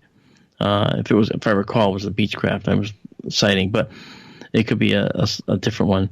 But the fact was that, that was a low altitude run, maybe a drug runner for all I know. And they were quite a distance away from it, far enough so they would only see this little dot. And the guy, the WEPS guy, was very happy that he could target it. And he caught it in his target. That was the whole gist of that thing. Is look, I got it, kind of a thing. So neat stuff. But see, that's the thing though. All you saw was what was released. There's more stuff that apparently there's radar data and other things that have been out there that tell a much deeper story. And so that's why what was released might just have been to whet the appetite and not prove anything, as far as I'm concerned, and a lot of people are concerned. But there's more to the story, and we haven't seen but a small piece of it. So I'm willing to accept that maybe there's more to the story. We'll see. Could very well be. But there's still a lot of controversy around those three videos. And one of the controversies that I always like to bring up on this show, and I'm curious to get your opinion, is back at the end of April when the United States Navy had stated that they were now going to start collecting reports of anomalous craft or anomalies in the sky or in the water from their crews and especially their pilots, that they had never done this before. They had never collected that evidence. Were you surprised as much as I was, Mark, that not a single journalist out there asked the United States Navy or the Defense Department about how did you have these videos from 2004 if you never collected them? Well, I know they were collecting them because I witnessed an unknown submerged object on a cruise on a submarine. I had done some work, and the Navy folks had arranged for me to go on a cruise and at sea with the sub. And when I went on board the sub, I promptly got seasick as soon as we got a little farther away from our port. Because the boat runs on the surface for a good deal of time before it gets out into the deeper water, and then it submerges. When it submerges, it feels like all of you listening and you, Dave, feel right now. It's just totally still, and you feel a little bit of a vibration in your feet and so forth. So you don't feel anything when you're underwater. Maybe a subtle little shift here and there as the water changes. But I was seasick, so I went to the kid that passed as a doctor on the boat, and I got a patch because this was actually before the patch was available for people. It was tried out on the Navy first, and wore one of those, and surprised that this weird little patch thing worked. And as I was trying to get my stomach back, I was sitting over in the sonar shack. It's a little area off the main bridge, the con. A bank of little sonar displays, and I was almost just zoning out. I was like, okay, maybe I'll just get a little rest now. And I just closed my eyes, and I started to take deep breaths, and all the talking and the noise started to drown out. And all of a sudden, I'm jolted awake by the kid at the sonar station sitting right next to me, who yells out, con sonar, fast mover, fast mover. And I jolted away thinking, what the hell? Fast mover. Oh, man, I'm going to die out here. And I went on this is a freaking pleasure cruise for me. You know, it's the most fun I ever had being seasick, and I'm going to get killed now. Was this a torpedo or something? Well, the executive officer comes around the corner. He says, what do you got? And the kid told him a range and bearing, and I didn't hear that because subs are noisy. The Navy's pride, as I've said often, is that the sound never gets out. And so I didn't hear him say the bearing and the range. It was a real quick trace. And I did hear him say the speed because he accentuated it. He couldn't believe it. The XO said, how fast was that moving? And the kid looked up at him incredulously and said, several hundred knots, sir. And I was like, whoa. And I immediately like, boink, okay, seasickness is a thing of the past. I am now totally adrenalinized. Okay. My adrenal gland is on overload now. And the XO was looking, he had his hand on his chin, if I recall, kind of rubbing it a little bit, and he goes, okay. The kid says, like had his hands out. He didn't say any words. He held his hands out like, what do I do with this? Because, in sonar, you're not allowed to have no determination. You've got to determine something. And the XO just said, okay, log it and dog it. Sir, yes, sir. That means, log it and then hide it. The operative word there is log it. And I got up right away because Mr. Big Shot, hey, I was invited on this sub. So, hey, I have pull. I'm somebody now. I walked up to the XO and said, oh, XO, I've had experience with these fast movers. Is there anything I can do to help you? He looked at me and he says, Mr. Dantonio, you having a good trip? Yes, sir, I am. Let's keep it that way. And he turned and walked away. It's like, okay. And I just sort of slinked back to my chair. But you see, incidents like that, those go a long way to changing how you think about things, And a few years later, I had to do a job for the Joint Chiefs. And when I sat with one of the members of the Joint Chiefs privately in his home, I asked him, I said, what can you tell me about the Fast Mover program? This was 4 years later. You can see it was on my mind. And he could have said, I have no clue what you're talking about. He could have said, what's that? He didn't. He said, I can't talk about that program. I'm sorry. Okay. It's a nice little tip. That was, exactly. And I was elated. I practically wet my pants. Okay. Now your whole audience knows that's the most embarrassing thing I've ever done. I did not do it, actually, but. Mark, I'm going to get you to hold on right there, and we can finish off this story when we come back across the hour here, because this is just way too interesting. I don't know how you went on a submarine, man. I could not do that. I am way too claustrophobic. 10 years I am way too claustrophobic for that. Way too claustrophobic. But nonetheless, you're a braver man than me, my friend. I saw Jaws way too young as well. Marc Dantonio is our guest tonight on Spaced Out Radio. We're going to get more into evidence, UFOs, what's real, what's not. We got him for another 30 minutes on Spaced Out Radio. We got to use it. So we're going to bring it hard here in Hour 3 coming up.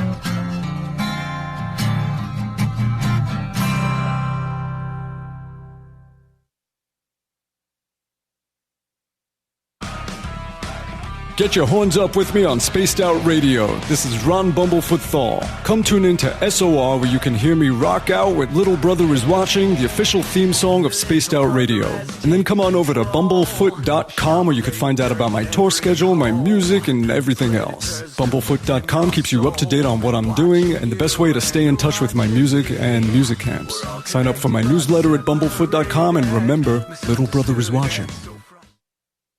At spacedoutradio.com, we have a little bit of everything for you to stay up late.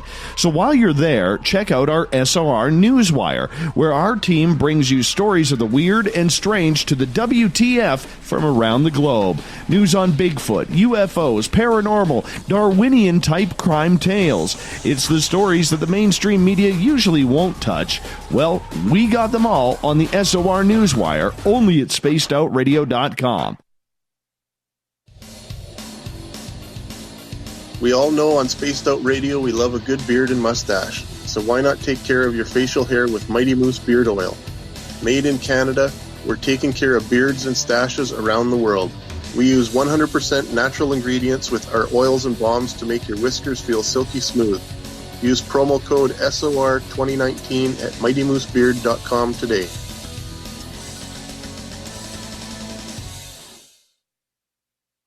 Come hang out with Spaced Out Radio, where we own the night. This is Carl. You can follow Dave on Twitter at Spaced Out Radio, and during the show, use the hashtag Spaced Out Radio to chat with us live.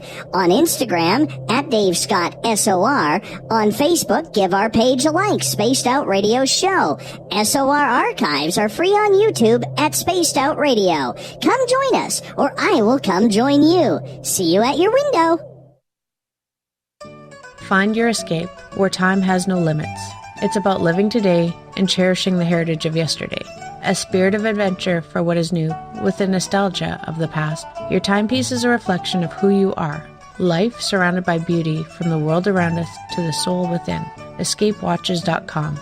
There is no time like the present to enjoy your escape. Use promo code SMF2017 for your 20% discount today. The Call of the Wild is in Vancouver. The Moose Vancouver is one of the hottest bars and restaurants in the city. Open until 2 a.m. nightly, the Moose will rock you like a hurricane all night long.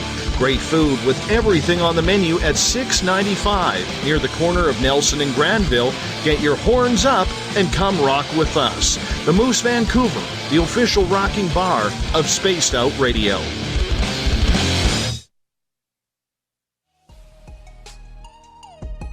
Canada's largest UFO conference is ready to roll in Toronto this September 21st and 22nd at the Alien Cosmic Expo.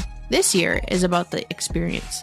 Listen to the stories of Dave Scott, Travis Walton, Paula Harris, Grant Cameron, Ryan Stacey, Richard Dolan, Leslie Mitchell-Clark, and more. Get your tickets now at aliencosmicexpo.com.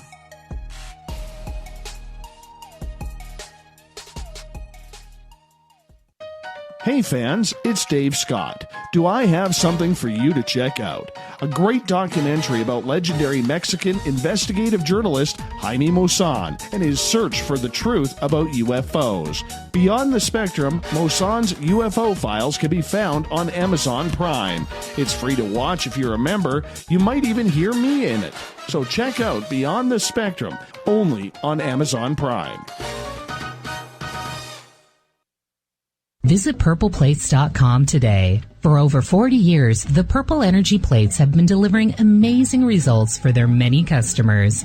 Inspired by the great genius Nikola Tesla, the harmony, healing, and energetic effects of the plates have proven over and over to be beneficial and often miraculous to thousands of customers. Check their site for daily specials and choose from their many energy products. You won't be sorry. Visit them today at purpleplates.com. So, you love talk radio? Then you'll love TalkStreamLive.com. TalkStream Live is always on, 24/7 with the best streaming talk shows. Find your favorite talkers and discover some new ones. It's free, readily available online or on mobile with any smartphone or tablet. Finding your favorite talk shows all in one place has gotten a whole lot easier. Just go to TalkStreamLive.com. Be sure to download the free apps from Google Play or the iTunes App Store. Are you having encounters with the paranormal, supernatural, or ufological that you cannot explain? Look no further than the SOR Sightlines Report, brought to you by the Experiencers Support Association. This is Ryan Stacey, head of the Research Association, TESSA. Soon on the Spaced Out Radio website, you'll be able to file your reports and have them researched for you. We are independent and ready to help Spaced Out Radio listeners today.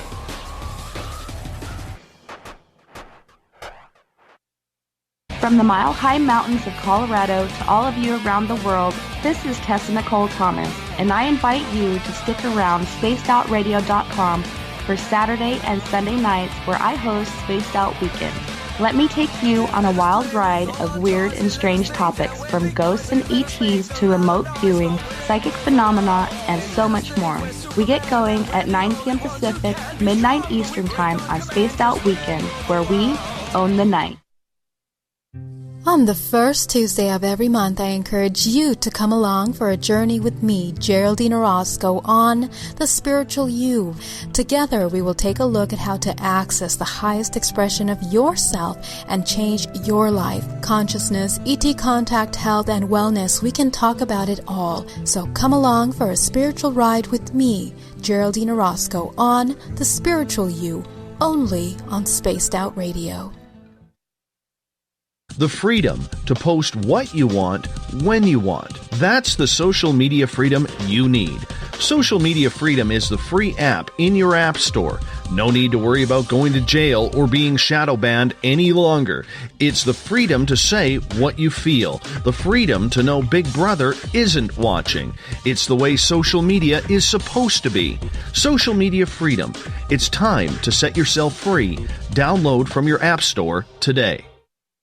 We are getting ready to relaunch the SOR Space Travelers Club at spacedoutradio.com. For $5 a month, you can join us for a plethora of features found nowhere else. Hang out in a private chat room during the show and after party. You can check out some exclusive content and a store specifically for you, as well as a private listener forum where you can post your thoughts, stories, and pictures. The SOR Space Travelers Club, coming soon to spacedoutradio.com.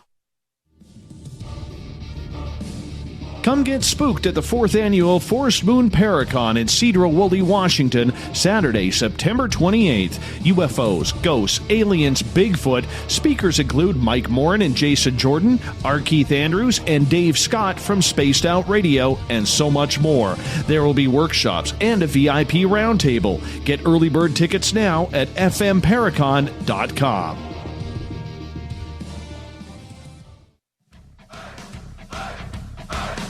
Would you like to connect with us? Head to spacedoutradio.com for all your latest show info. Now, back to Dave Scott and SOR. We're into the third and final hour of Spaced Out Radio tonight. I am your host, Dave Scott. Thank you so much for joining us. We got our terrestrial stations underway here on UPRN 107.7 FM in New Orleans. In Noonan, Georgia, WQEE 99.1 FM, KDUN AM 1030 in Reedsport, Oregon. In Ridgecrest, California, KZFX 93.7 FM. And down in Dangerfield, Texas, we're on KDNF AM 1560. We're also on digitally on Revolution Radio and Kingdom of Nye Radio. Thank you so much for joining us. Remember, all of our archives are free at youtube.com/Spaced Out Radio. Just do old Davey the favor, hit that subscribe button. The Desert Clam has set the password for tonight in the SOR Space Travelers Club. Halolimnik. Halolimnik is our password. Make sure you use it wisely, Space Travelers, as the Clam sets the password each and every night right here on Spaced Out Radio. Our website is spacedoutradio.com, where you can read up on Captain Shirk's SOR Newswire, listen to the show live. The Gavinator will have brand new features coming very, very soon. For the final time tonight, we introduce Marc Dantonio. He is MUFON's chief photo video analyst. We're getting into a lot of really creative stuff here tonight on the show. Mark, this show has flown on by. We only got you till the bottom of the hour. Thank you so much for joining us. Dave, it was a pleasure. I'm glad that you invited me. Thanks for having me. Well, like you said right off the bat, we had been working on this for 2 years plus. And to finally get you here, I really appreciate it. Mark, in regards to ufology today, the way that there is a real divide between the young guys who are really trying to push the limits to get the information out there to the, I'm going to say, the older veterans out there who have been doing this for decades. Is there a happy medium to bring these two groups together to try and bring their information to the field? Or is it well beyond that because of what To the Stars has accomplished, whether you support them or not? Honestly, I can tell you right up front, my feeling is that we don't need to put anybody on any level playing field or anything.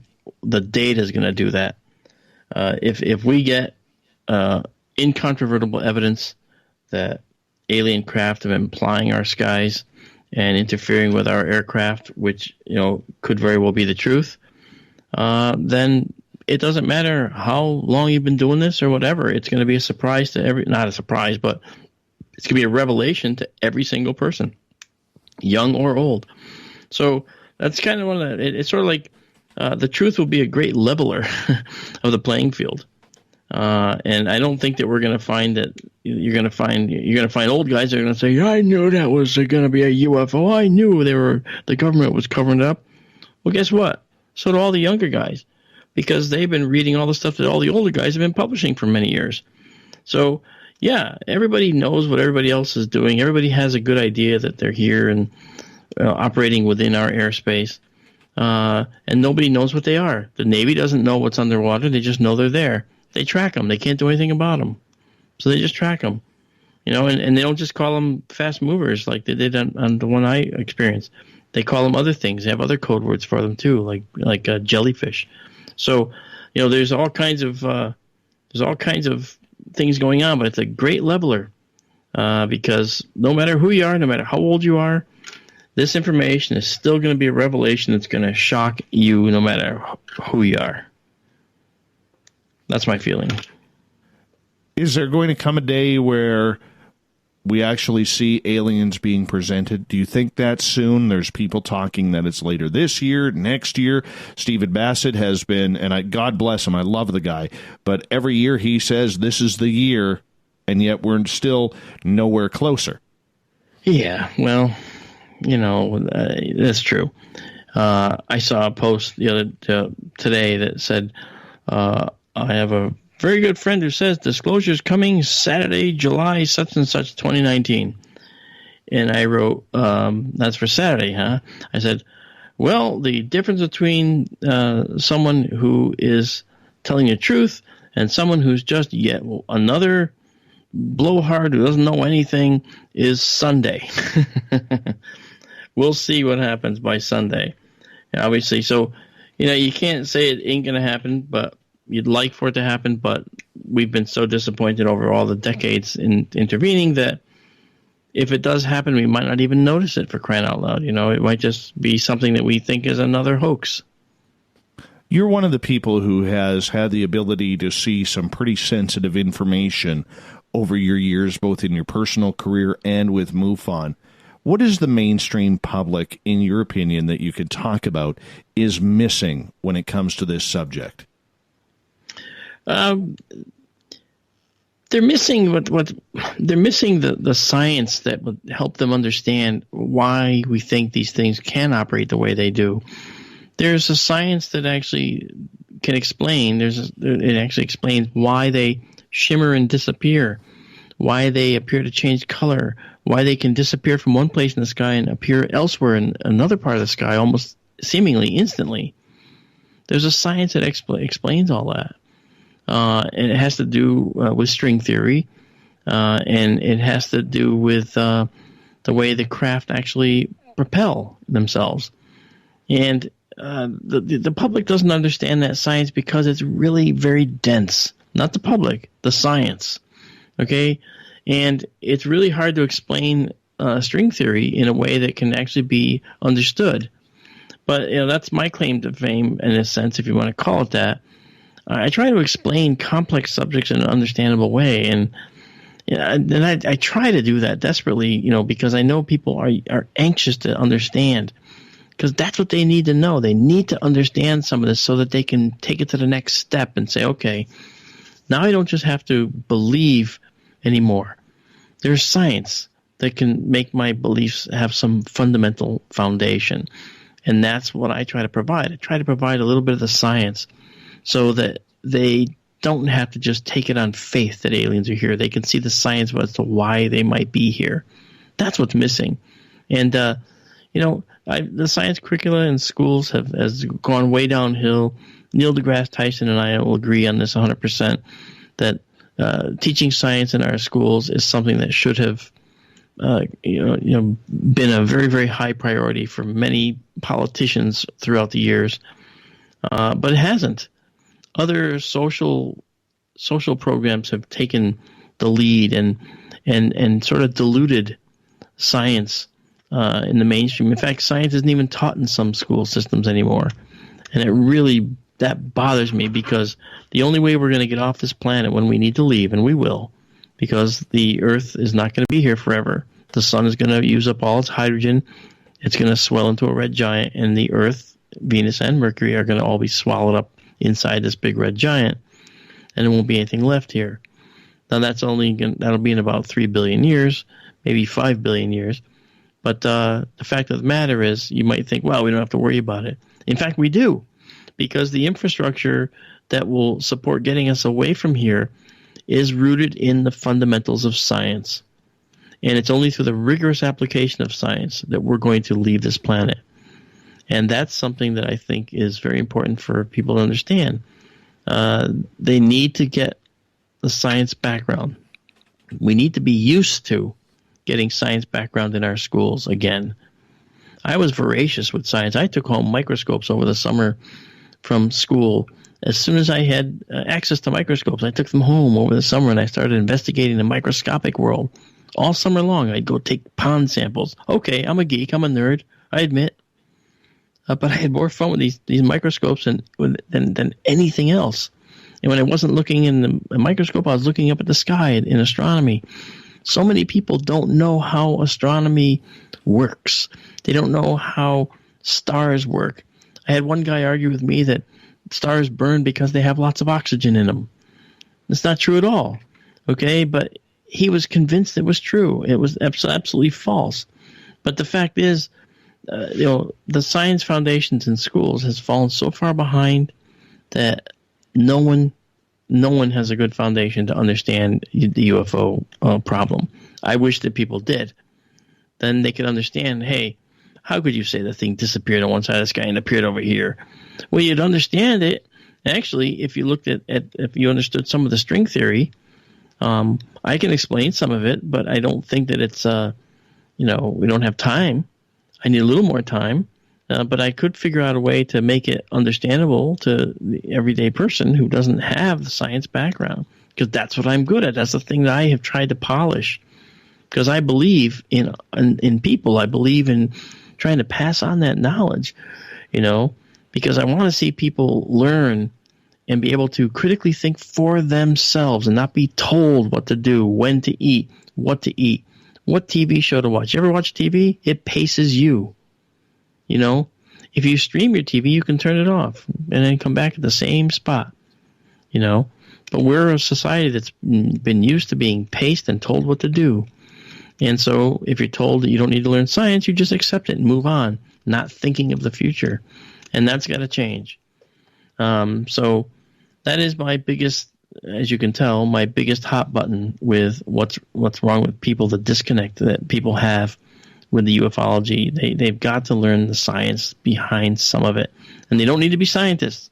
They just need to learn enough so that they can be comfortable with their beliefs and not just wonder. And then when they watch these YouTube videos, like from some of these sites that put all this fake stuff up, they'll be a little more discerning and they'll be able to figure it out for themselves. Right now, we have a public that's just all over the place. Mark, in regards to the public and the way they are all over the place right now, I think it's a real tug of war between the mainstream trying to convince them that this phenomena is real, the field of ufology that is saying, hey, why aren't we being included? And then the forgotten ones, in my opinion, right now, are the experiencers, those who just want to know what the hell is happening to them. Yeah. And when you figure out on that end with the experiencers and what they're going through right now, are they the forgotten ones through this entire process? Interesting point. It was only a few years ago when anyone who said they saw a UFO was chastised by the media and made to feel silly. I did a talk where I dress up as a redneck with a big buck teeth and gold tooth and broken glasses and a flappy cap, and talk about a UFO sighting and how the news crew gave me this tinfoil hat to put on my head. Okay, and that's my character Clem Puckett that I created to specifically make that point, that the media, dumbs down everybody, makes fun of everybody who sees UFOs. Okay, and then they proceed to do a talk that talks about the science behind it, and then crumple up that tinfoil hat at the end and saying we don't need this anymore. Okay, because the media has done its fair share of really evil tactics. It's created this air of UFO people are. It's funny. It's a funny story. Show the blow up alien when you go cover a UFO conference. Don't cover any of the people that spoke.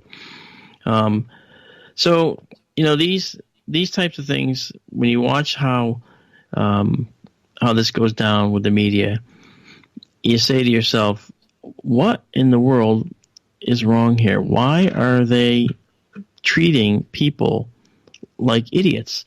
Well, the reason is because the media itself is devoid of science.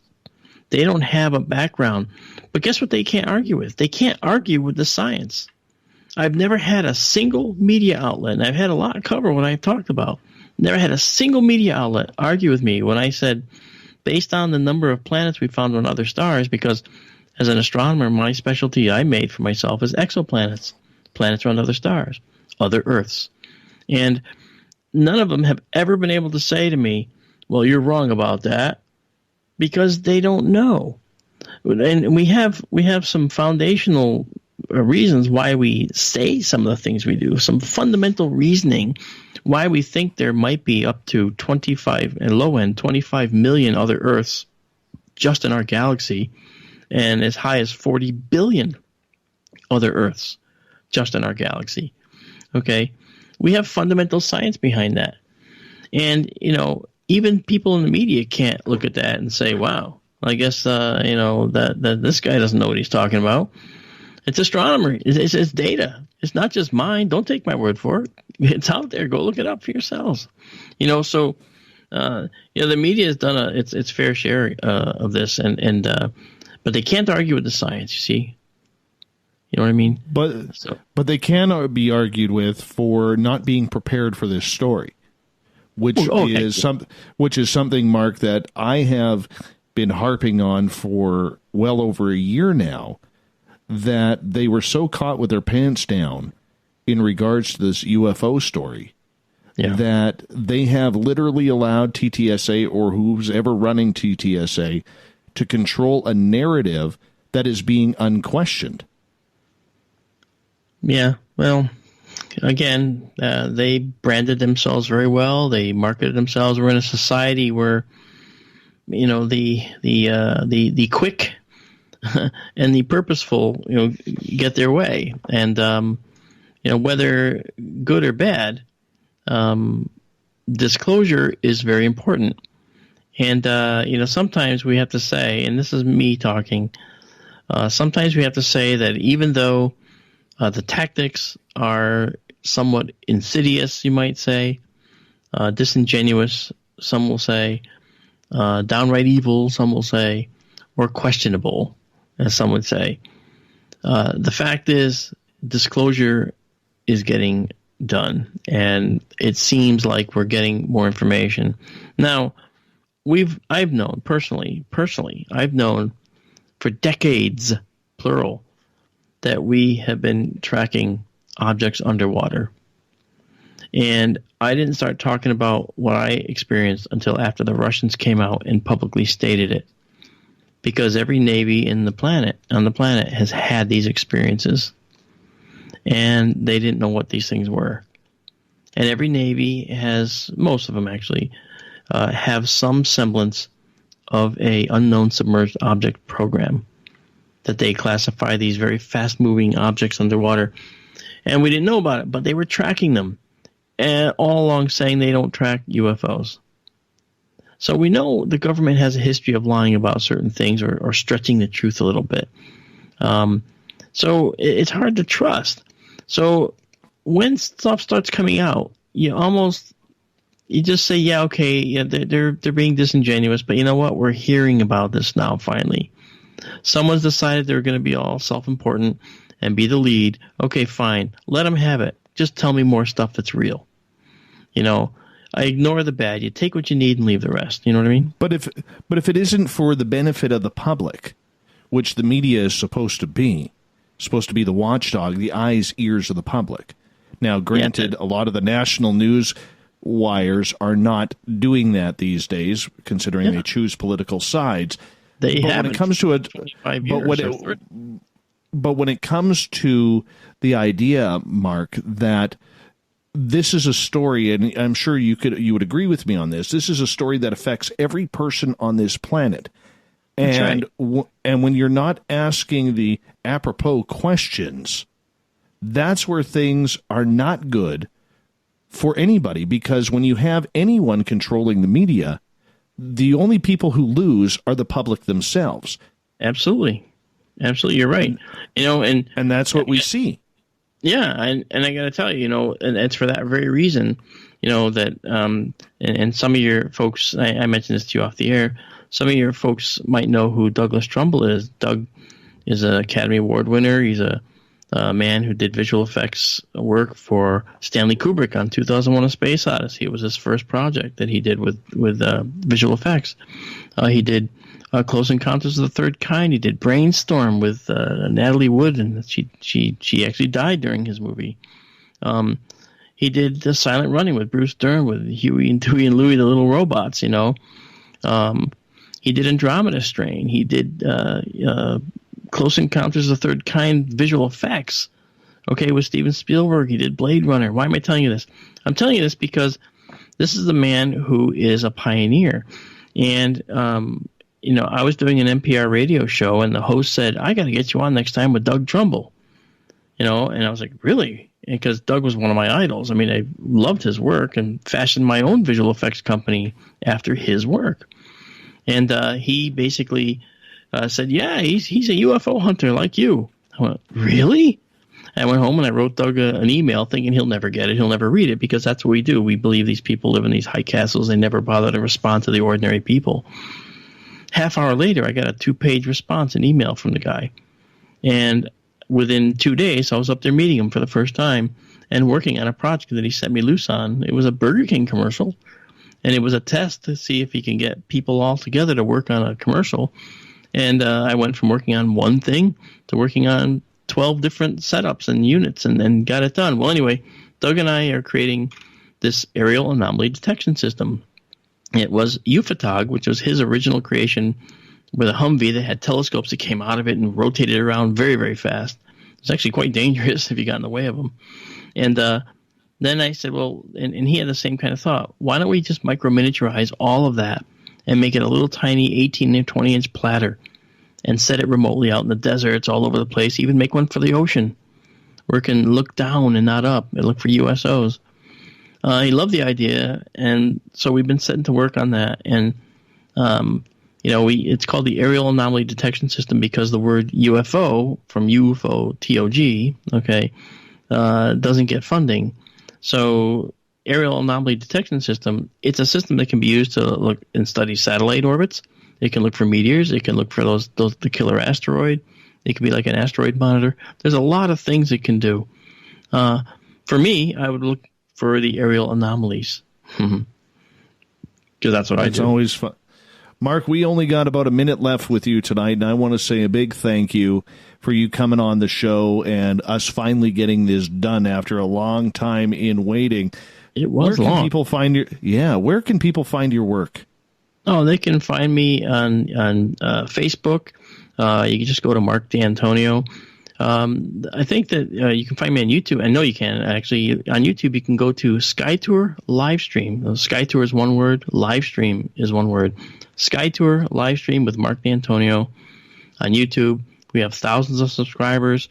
You can come watch live observatory feeds from our observatory, where we take people on tours of the night sky, showing them really cool things, not just the planets, really, really deep sky stuff. And you can enjoy yourself. Yeah, and I'm at fxmodels.com. That's letter F, letter X, models.com. That's where my visual effects is located.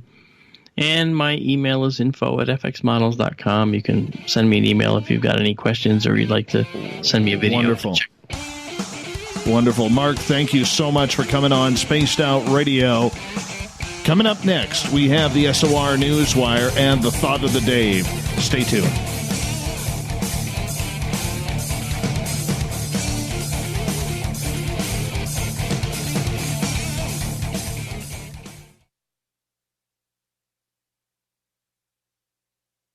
Coming soon to our website, spacedoutradio.com, is the SOR Space Travelers Club. For just $5 a month, you can get into a private area on our site where you can hang with other listeners in our chat room, post in our forum, and check out a bunch of exclusive content and store that won't be found anywhere else, including a nightly after-show party with Dave. It's going to be the best $5 a month you're going to spend. The SOR Space Travelers, only at spacedoutradio.com. Are you having encounters with the paranormal, supernatural, or ufological that you cannot explain?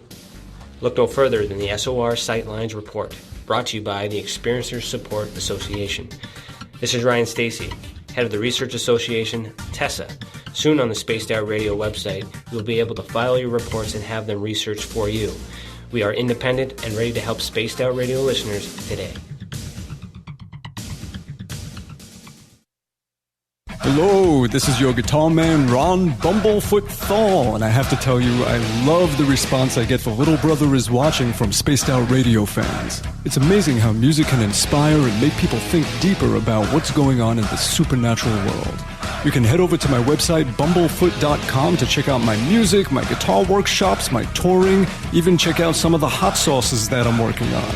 And make sure you keep on listening, because with Spaced Out Radio, you know Little Brother is watching. Hey, Spaced Out Radio listeners, it's Dave Scott. I want you to check out a great documentary I'm involved in called Beyond the Spectrum, Mosson's UFO Files. Directed by Darcy Weir, the film follows Jaime Mosson's journey for mainstream journalistic truth in ufology in Mexico. Beyond the Spectrum can be found on Amazon Prime. If you're a member, watch it free. It's worth the watch.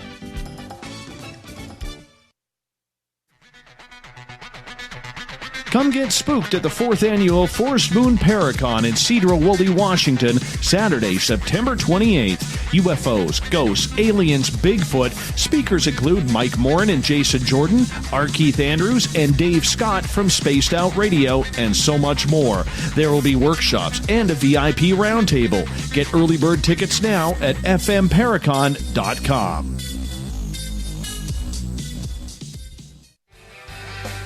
From the heartlands of Canada to beards around the world, we know how to take care of you. Fill your follicles with the Mighty Moose Beard Oil. All our oils and balms are handmade and 100% natural ingredients because we care about your beard. And hey, use the promo code SOR2019 and get your Mighty Moose Beard Oil today.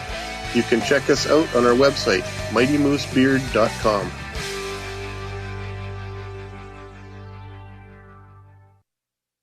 Heading to Vancouver and looking for a night on the town? The Moose Vancouver is the bar that never stops rocking until 2 a.m. every night. The Moose has great food with everything on the menu from $6.95 to $8.95. Fantastic, vibrant staff and rock and roll that will bring you back to when the music was real, the hair was long, and the guitars were rocking. Get your party on at the Moose Vancouver, the official party bar of Spaced Out Radio. A timepiece is a reflection of who you are, and what better way to show off the real you than with an Escape watch. Escape is a lifestyle brand accessorizing your days and nights. Choose to escape and create the life of discovery that you deserve. Dream, play, unite with your own personalized Escape watch. Head to escapewatches.com. There is no time like the present to enjoy your escape. Use promo code SMF2017 for your 20% discount today. Coming up this September 21st and 22nd, all UFO eyes will be focused on Toronto for the 4th Annual Alien Cosmic Expo. Come listen to some of the biggest names and experiencers in ufology. Travis Walton, Paul Hellyer, Richard Dolan, Paula Harris, Grant Cameron, Randy Kramer, and Spaced Out Radio's own Dave Scott. Tickets are on sale now at aliencosmicexpo.com.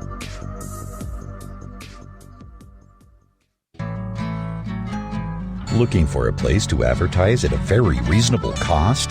Look no further than Spaced Out Radio. SpacedOutRadio.com has an advertising tab that you can click to check out our daily, weekly, and monthly packages to play on the radio, or our website including social media. From commercial spots to banners, we have it all. Check out our competitive pricing today. Every night on Spaced Out Radio, we have places for you to hang out. Hi, this is Carl. Join our SOR Space Travelers group on Facebook for live chat. On Twitter, using hashtag Spaced Out Radio. You can also join us in our Spreaker chat room. Check us out on Instagram at Dave Scott SOR. All of our archives are free on YouTube at Spaced Out Radio. By the way, I'll be watching you at your window until you do. Bye! Did you know Spaced Out Radio runs 7 days a week? Hi there, this is Tessa Nicole Thomas, and I'm here to take you on a paranormal journey each Saturday and Sunday night. Why change the station when you have it all right here? Together, we'll hang out and share some strange and scary stories. And don't forget, we have Psychic Sundays as well, so come tune in Spaced Out Weekend. We get going at 9 p.m. Pacific, midnight Eastern, only at spacedoutradio.com, where we own the night. Looking for the stories of the strange and weird that you will find hard to find anywhere else?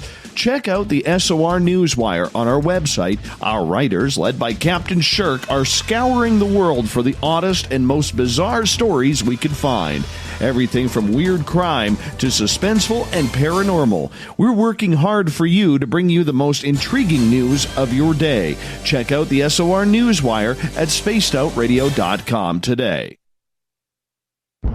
Are you intrigued by Paranormal Talk Radio? You'll love the new Paranormal Radio app from TalkStream Live. You'll find a great selection of talk shows covering UFOs, ghosts, strange phenomena, and much more. Download the Paranormal Radio app now and start listening to the very best in paranormal talk entertainment, including the network you're listening to right now, the Paranormal Radio app, free in Google Play and the iOS App Store.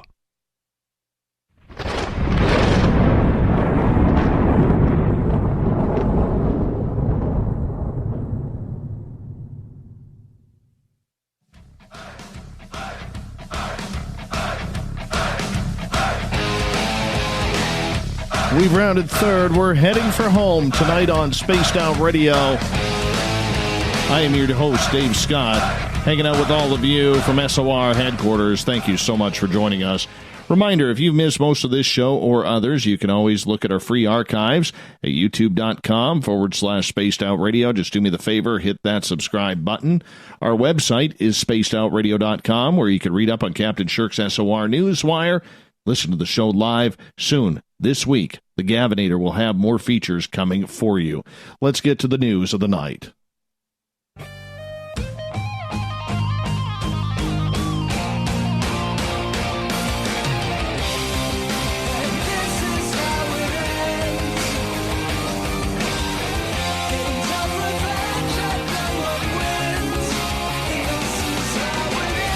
The news is always changing, which is why we bring you the SOR Newswire at the back end of every show.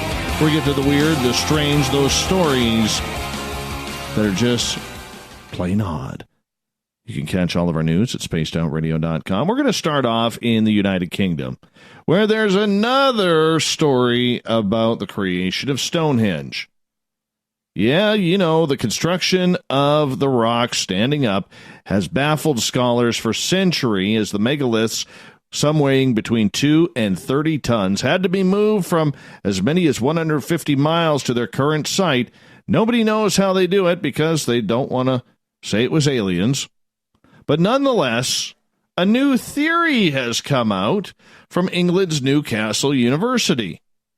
I wonder how many cups of tea had to be drank for this one. Yeah. So, according to Eva Frederick, archaeologists previously posited that the high concentrations of lard left in a bucket-sized ceramic containers at a prehistoric village resulted from elaborate feasts hosted by Stonehenge's builders. So they believe that they covered the rocks in lard, otherwise known as pig's fat, to move the stones. Yeah. I think they're reaching on this one. Really do. So what they figured they would do is they put the lard, spread it around the ground, and then use sled dogs to pull the rocks along the ground. I mean, not sled dogs, sorry. I read that wrong. Slid logs. They had logs, not dogs, Dave. Logs. Boy, did I boo-boo that one. But nonetheless, they figure that the animal bones that have been excavated from around the area show that many pigs were spit roasted rather than chopped up as you would expect. Therefore, they got the lard. Some good bacon, too. I don't know. I really don't know on this one. So apparently, lard was used as a dual purpose back then, cooking and collecting the fat as a byproduct. The fat would be found in pots, unusually high, comparable as being in oil lamps. Stonehenge was used building two kinds of rocks. The larger boulders, called sarsen, stand upwards of 25 feet tall, weighing more than 30 tons each. They were transported to what is now Salisbury, England, from a site 18 miles north. The smaller blue stones, on the other hand, originated in Wales, in Pressley Hill, some 140 miles away. So they used a lot of pig's fat in order to get these over there. I don't know. I just think we're reaching on this one. Maybe want to let that one go. Dog sleds. What a moron. Who uses dog sleds in England? How about logs that slid? My goodness. All right.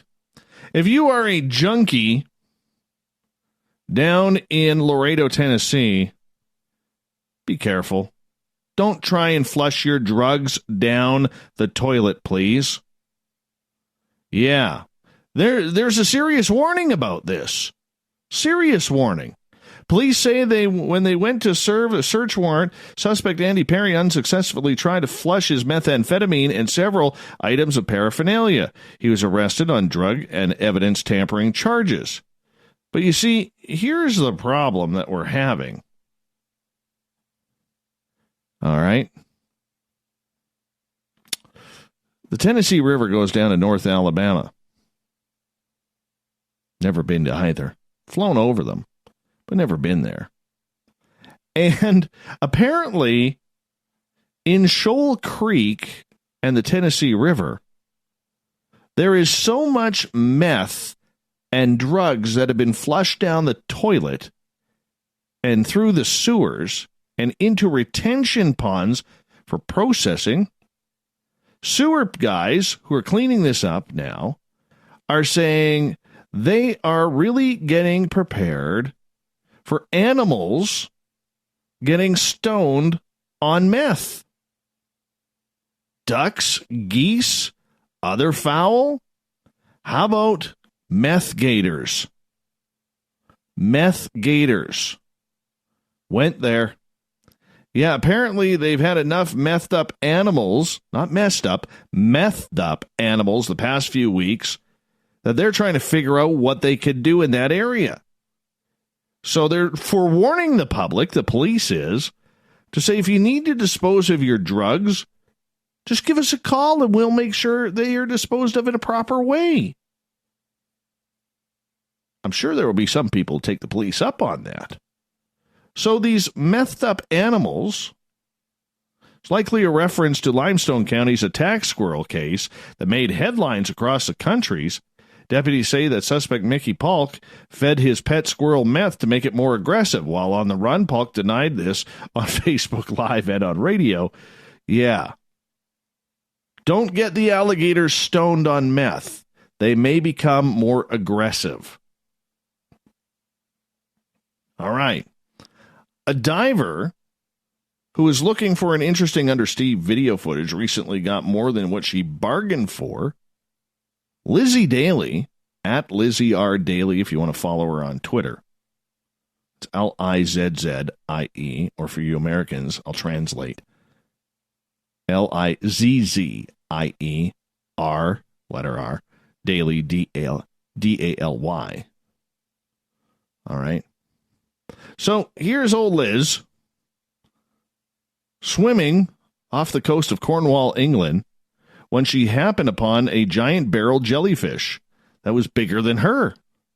She says, I've never seen a barrelfish or any jellyfish that big. She's a biologist, Lizzie is. Clearly elated, she added, it was the size of my body and it was the best thing I've ever done. The video footage of the encounter, the jellyfish looms large, pulsing along, its large frilly tentacles trailing behind it as Daly swims alongside. Sharing a swim with a gargantuan jellyfish was absolutely incredible, the biologist said. The giant barrel is the largest jellyfish found in UK waters.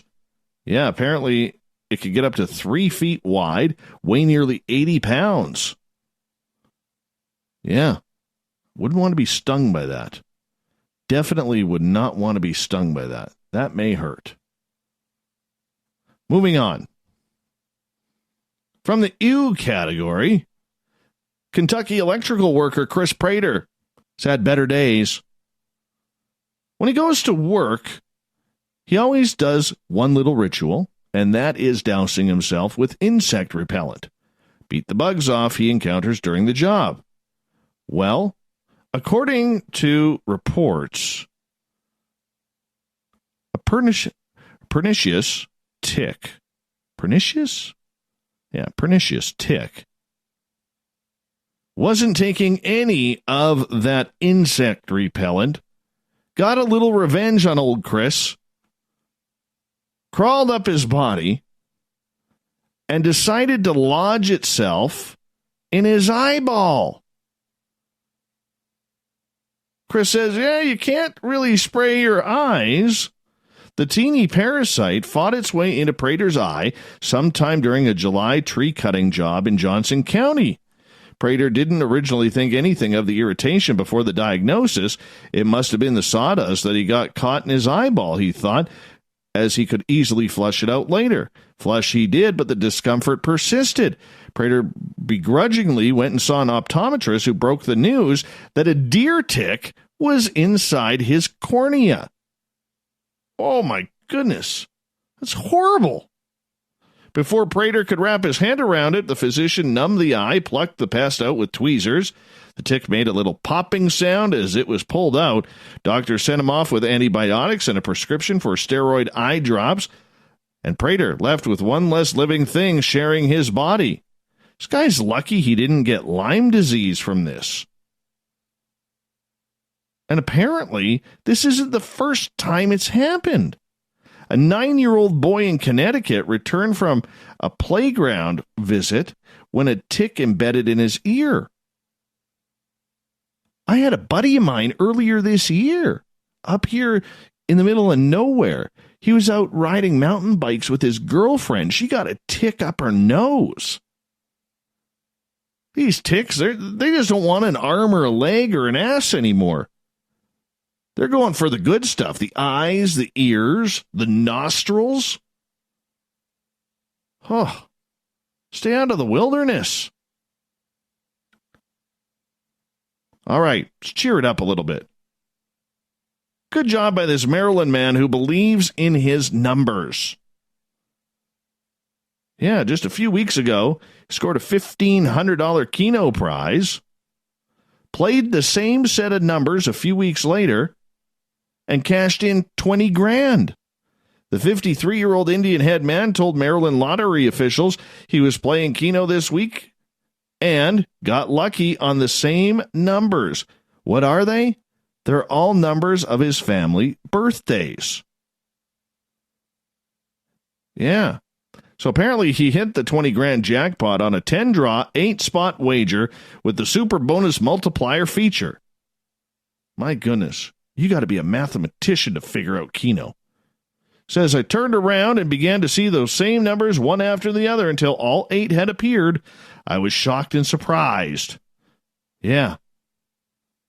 Either way, it's going to help him pay off his mortgage. He's going to use the money for a good cause. All right. Now, if you're in Chicago, apparently there was an alligator swimming around, had evaded capture in a Chicago park after this alligator was shipped up there by a trapper brought in from Florida. Yeah. Chance the Snapper, his nickname, was in the Humboldt Park Lagoon but was caught by Frank Robb, a professional alligator trapper brought up from Florida to help snare the slippery reptile. Robb said Chance, measuring 5 feet 3 inches, was spotted among some lily pads early Tuesday, and he was able to capture the animal using a cast of hooks attached to a fishing rod. He said the alligator struggled, but captured it was without injury to man nor beast. And finally, here in British Columbia, a 21-year-old man has died of rabies after coming into contact with a bat on Vancouver Island. BC's provincial health officer, Bonnie Henry, said the man came into contact with a bat in mid-May and began showing symptoms 6 weeks later. He died at St. Paul's Hospital in Vancouver this past weekend. It's extremely rare for humans to die from rabies, said Henry. Only 25 people have died from the disease in Canada since it was beginning to be reported back in 1924. Most deaths were in Ontario or Quebec, most likely Leaf fans. Yes, more recent cases, the last one was in 2012 in Ontario. I don't know how you do that. You don't really see bats during the daytime. Feel sorry for the guy. 21 years old. Terrible way to go.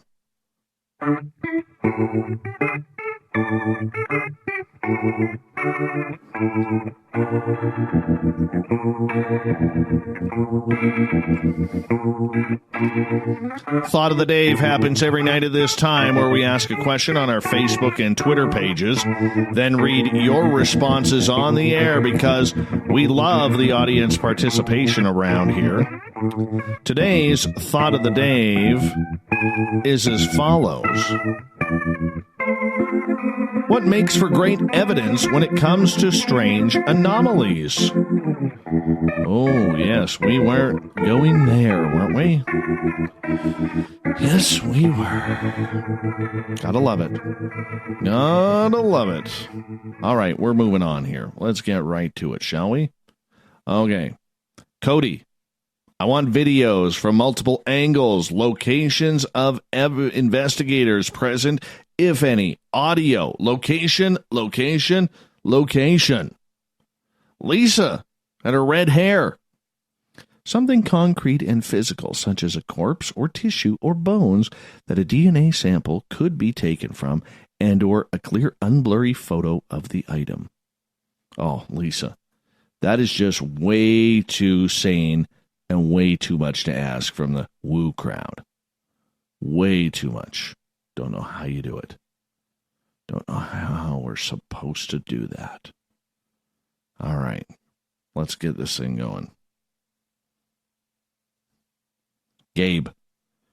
Actual alien artifacts. I have actual footage of an unidentifiable craft that flew over my head 3 or 4 years ago during the 4th of July.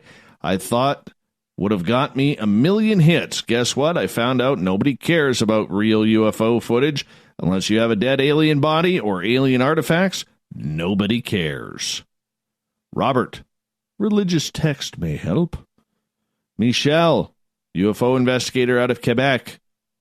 An alien body, physical evidence that displays odd properties when tested, and documents supporting the cases. Dave. Eyewitness testimony from the cryptic or EBE itself. Oh, that's just asking way too much. How are we going to translate that? Seriously, how are we going to translate that? You can't, man. You can't. It's a little difficult. Really difficult. All right, next one. Alfred. Anything that can't be debunked.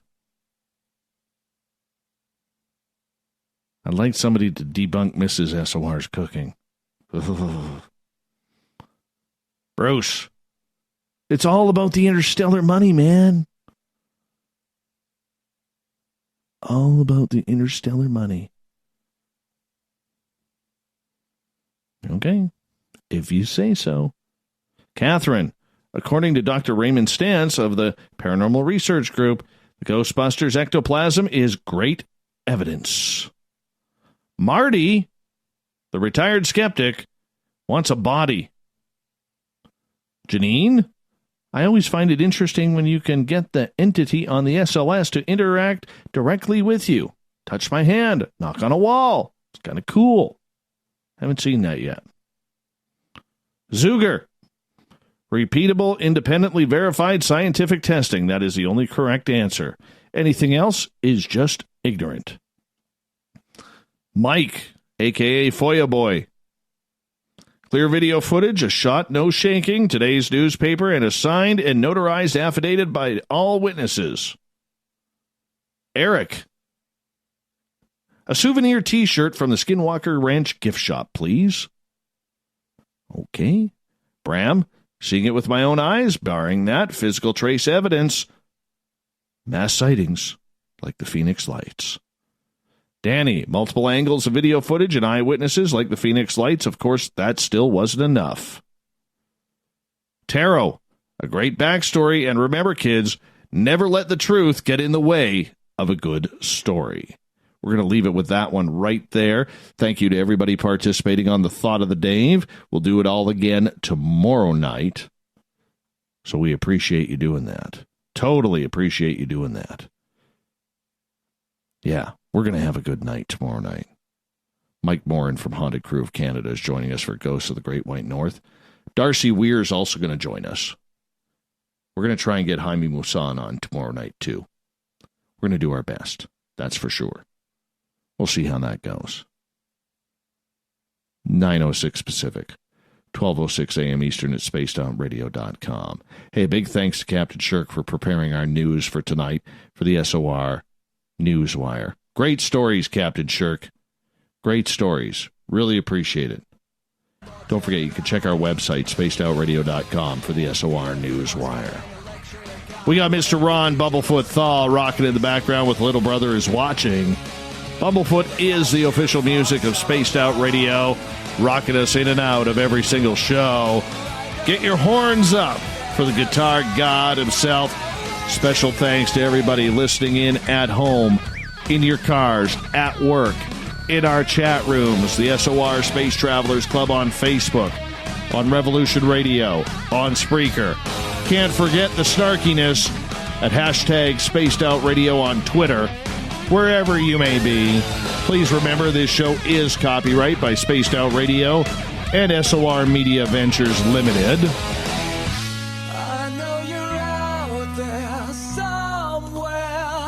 Hey, I want to say thanks for sharing your evening with us tonight, everyone.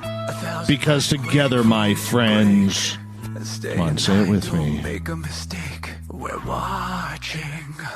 We own the night. I will talk to you in 21 hours from now. Mr. Bumblefoot, we need a favor. We need you to take us home.